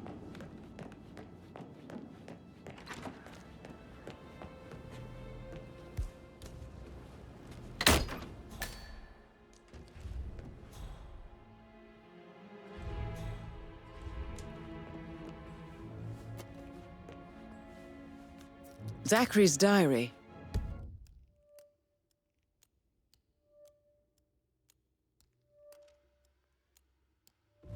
This is big.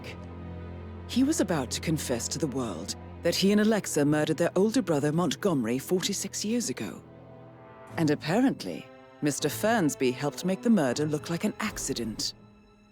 And 47, the handwriting doesn't match the suicide letter in his room, proving he didn't write it himself.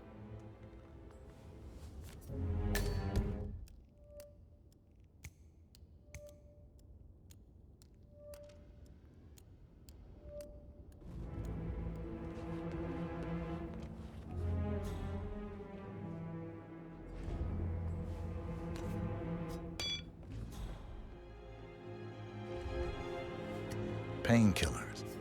Lethal if you use enough of them. But not the poison used to kill Zachary. Of course, Madame Carlyle doesn't know that. Are you considering to frame the butler, 47?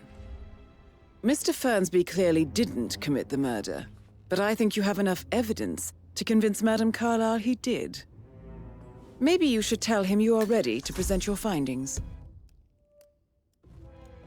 Unless, of course, you want to do some more detecting, 47?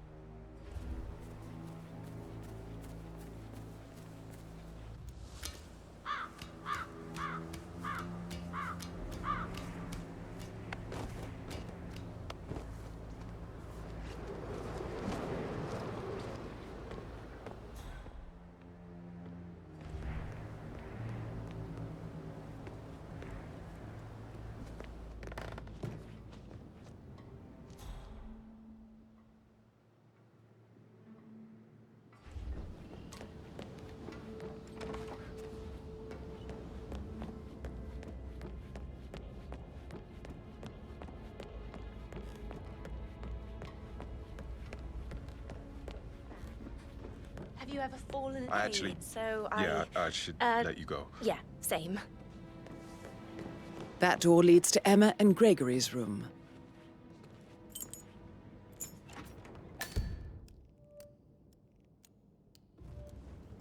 Do I like him, or do I like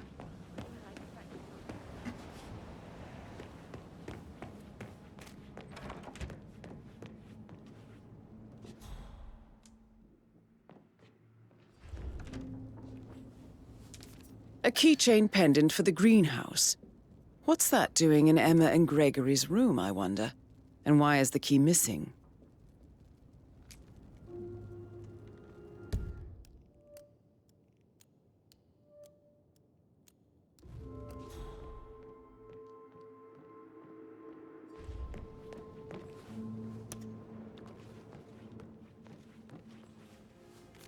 Now this is interesting, 47.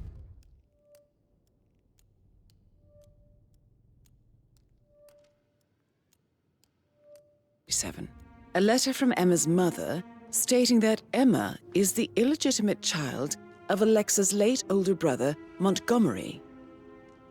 And listen to this. She claims to have witnessed Alexa and Zachary murder him. The plot thickens.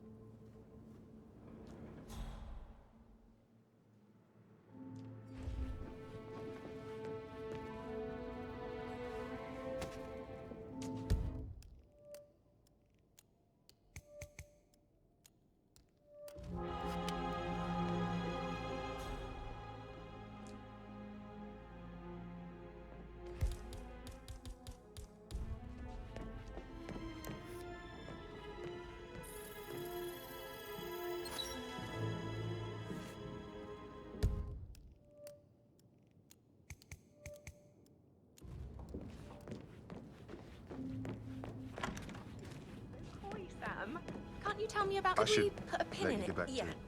Sorry.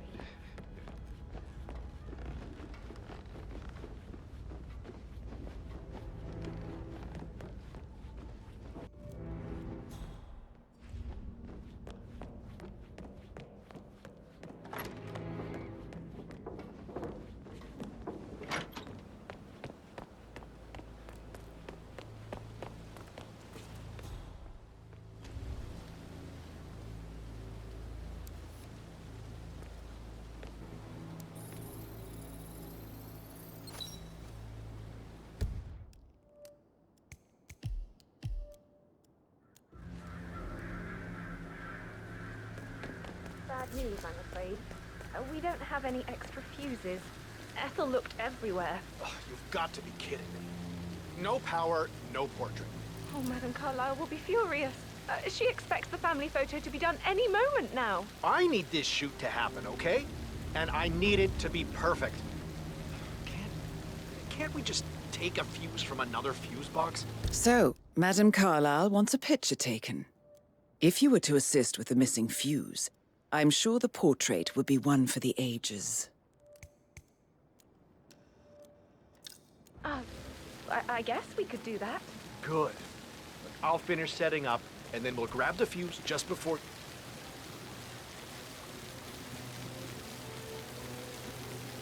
Good. I'll finish setting up, and then we'll grab the fuse just before you call down the family. Good. Yeah, that's a good plan.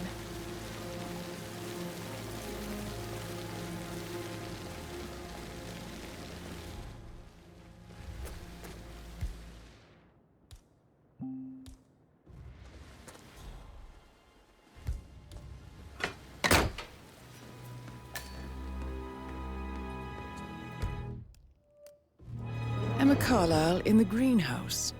How curious. Damn it. I need this to work.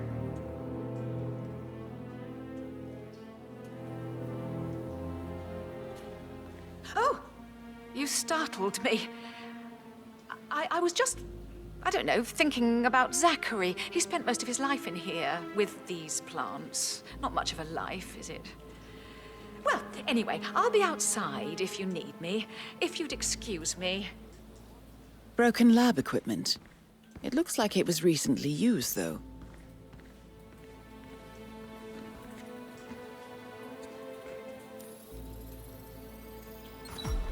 This is a table showing lethal dosages for the poison used to kill Zachary. Something is circled, 47. Female, age 65 to 79, 60 to 64 kilograms. I'd say Madame Carlyle is next in line for a poisoning. You have uncovered enough evidence to tell Madame Carlyle that Emma is the murderer. Quite the detective, 47. I'm impressed. I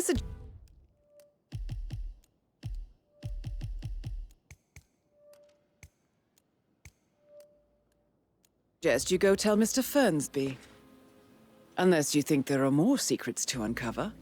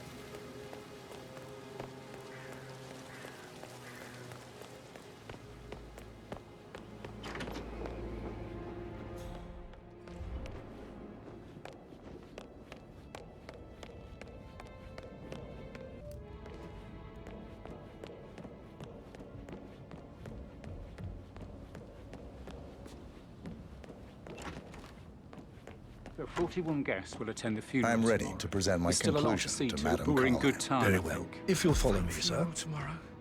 Zachary found dead upstairs today. Death is everywhere. I never thought of it that way. Oh, God. It's such a big responsibility having a baby. I have to protect it, right? How do you even do that?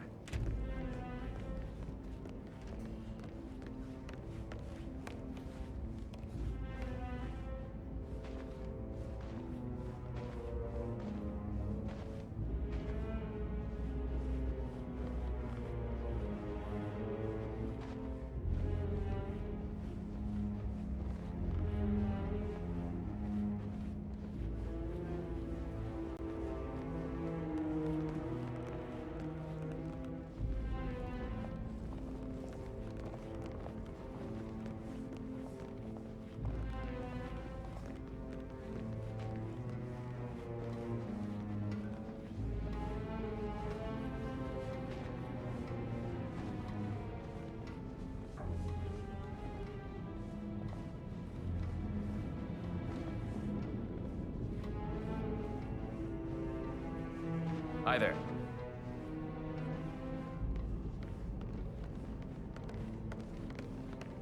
there any gardeners outside you haven't seen before? There are a lot of them on the grounds. Talk to Mr. Fernsby. He's in charge of the staff. This is Madame Just wanna keep Carlyle's Madame office. Carlyle safe. Please step inside. About these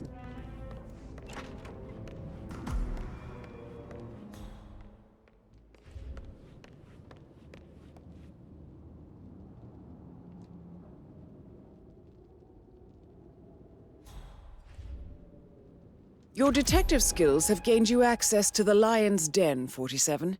Now, go claim your reward.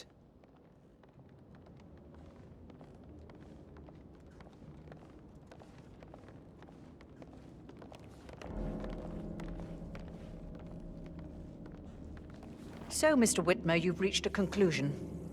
Take a seat. Please, go ahead.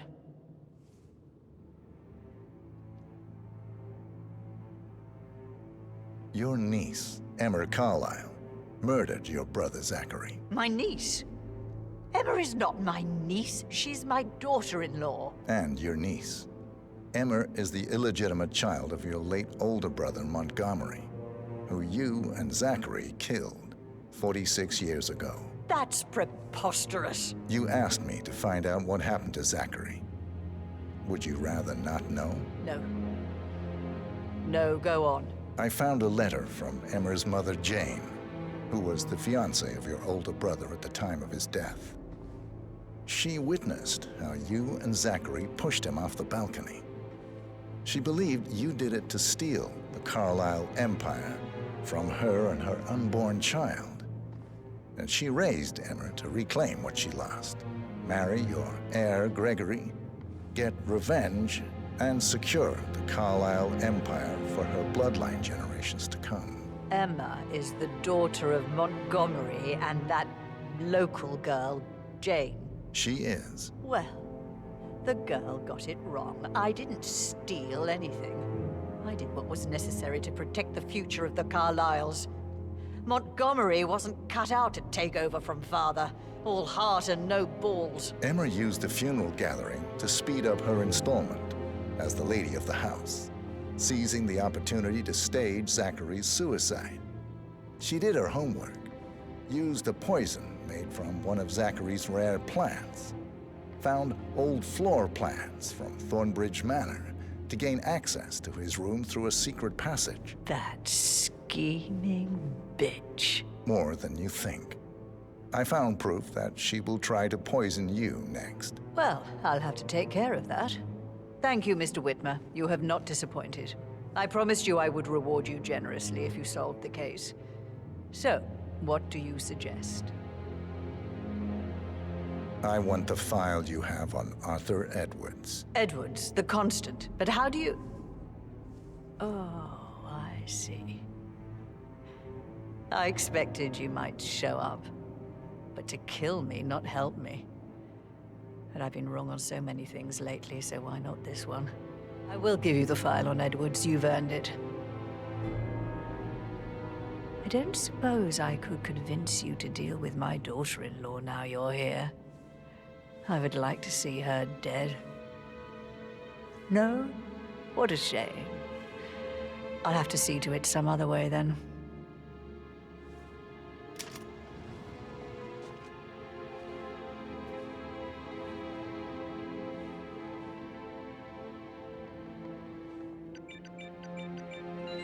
The file you want is in the safe.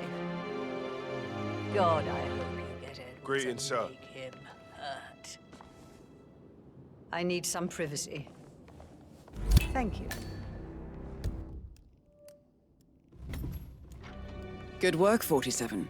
That's the file on Arthur Edwards secured. Time to take care of Madame Carlyle.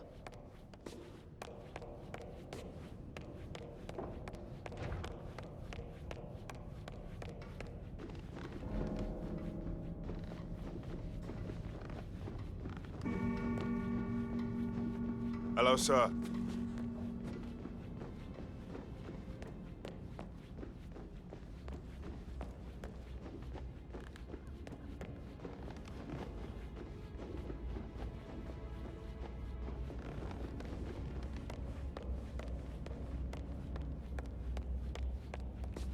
How are you?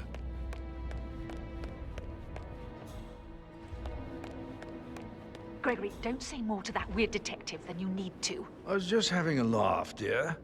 Must admit, he's pretty good. What if he believes we had something to do with Zachary's death? Oh, please. He's circling us. I don't see him snooping around your sister. I bet Alexa said something. If I could be bothered, I'd be worried about your mental health, Emma. But sorry, I'm having too much fun enjoying the circus.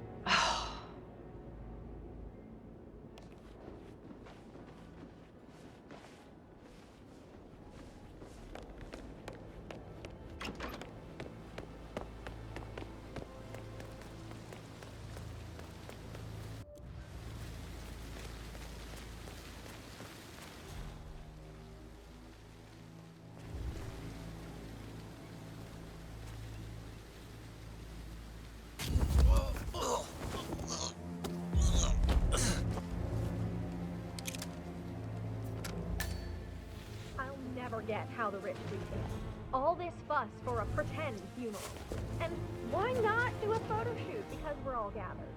Talk about messed up multitasking. And who's carrying the load? Needs to step into this century. Us. It's not Everything safe needs at to all. be ready for the funeral. This was back home. It would be a lawsuit waiting to happen.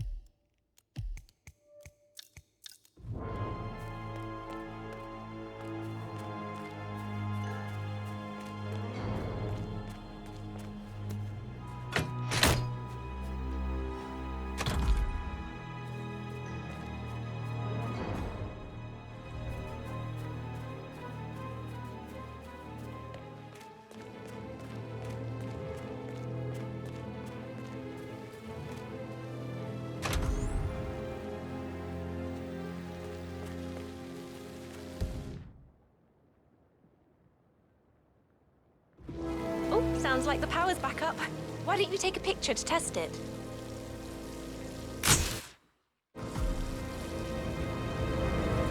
It works. I'm ready for the shoot. Perfect. I'll call the family down now then. Excellent, 47. Madame Carlyle is on her way down for the family photo shoot. Let's see if any memorable moments will play out in front of the camera.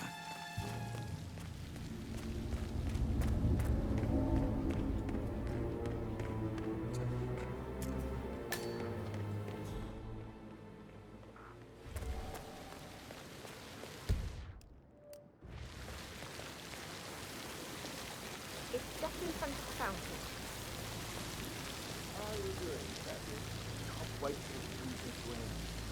Hi, good afternoon.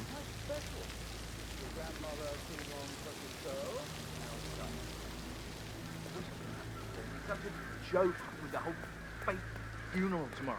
It is, isn't it? It won't last, though. My mother will have things back in order in no time. That's what she does. Create precise order in all her affairs, never letting coincidence touch her. I'm the youngest. Guess I just flew under the radar when it I came to wonder her if he attention. does down by the fountain. I don't think so. She really respects you. If you just stopped craving her approval.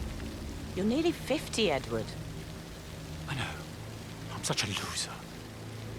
But you're not. You're a professor, you're artistic, you've got your music. I mean, that's really something. It's not exactly expanding the Carlyle empire, though. But thanks. That does help a little.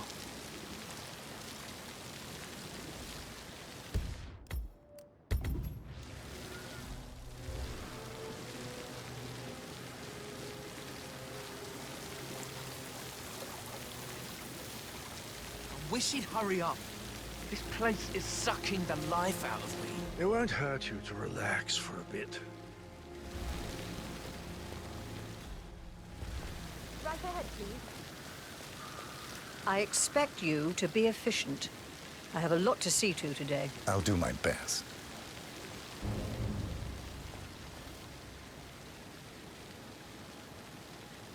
Right, get in position. Let's get this over with.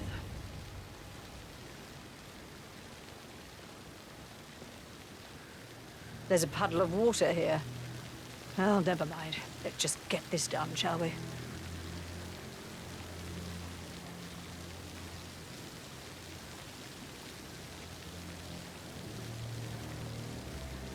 Chin up, Edward. No one wants to look at that long face. You're such an idiot, Gregory. I'm fine, Rebecca. Fine? You look like a nervous wreck. Stop bickering. Well, Mother, you certainly know how to lighten the mood.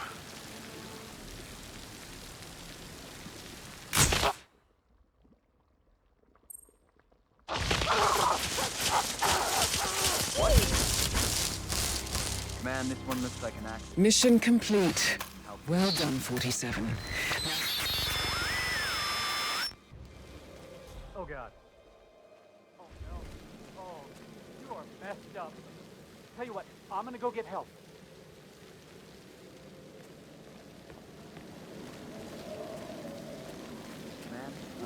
It feels like I can't breathe in there. The tension is off the charts. Yeah, Frank is busting our balls down here, too.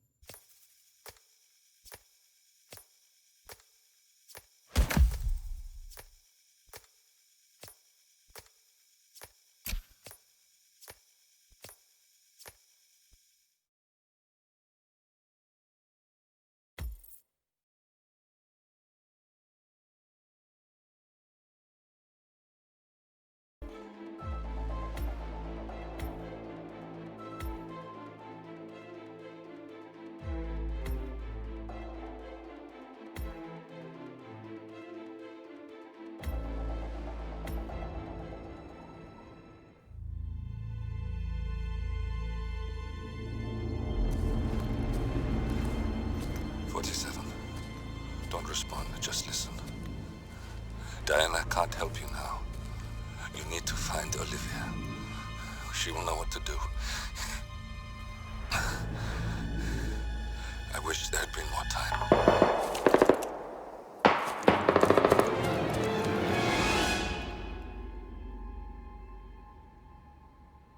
And then there were none. Thank you, Miss Burnwood. Now, it's my turn.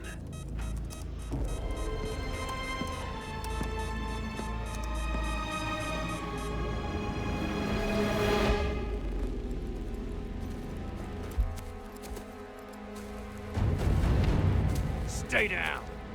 Boss wants you alive. Yeah?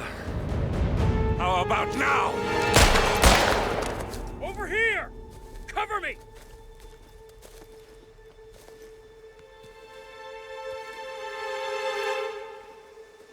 Walk away! Or what? You gonna take us all on? Don't. Tell the Constant to start running!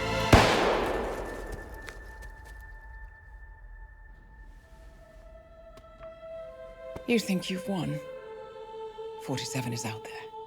And 47 never misses his mark. Neither do you, Miss Burnwood. That's what makes you valuable. You're delusional. You think I would betray 47? Trust me, you owe him nothing. What is this? I told you we could help each other, and I meant it. I look forward to your call.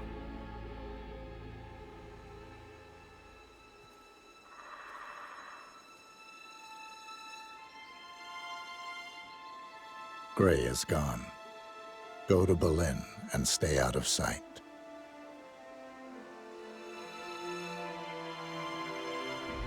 We're all that's left now.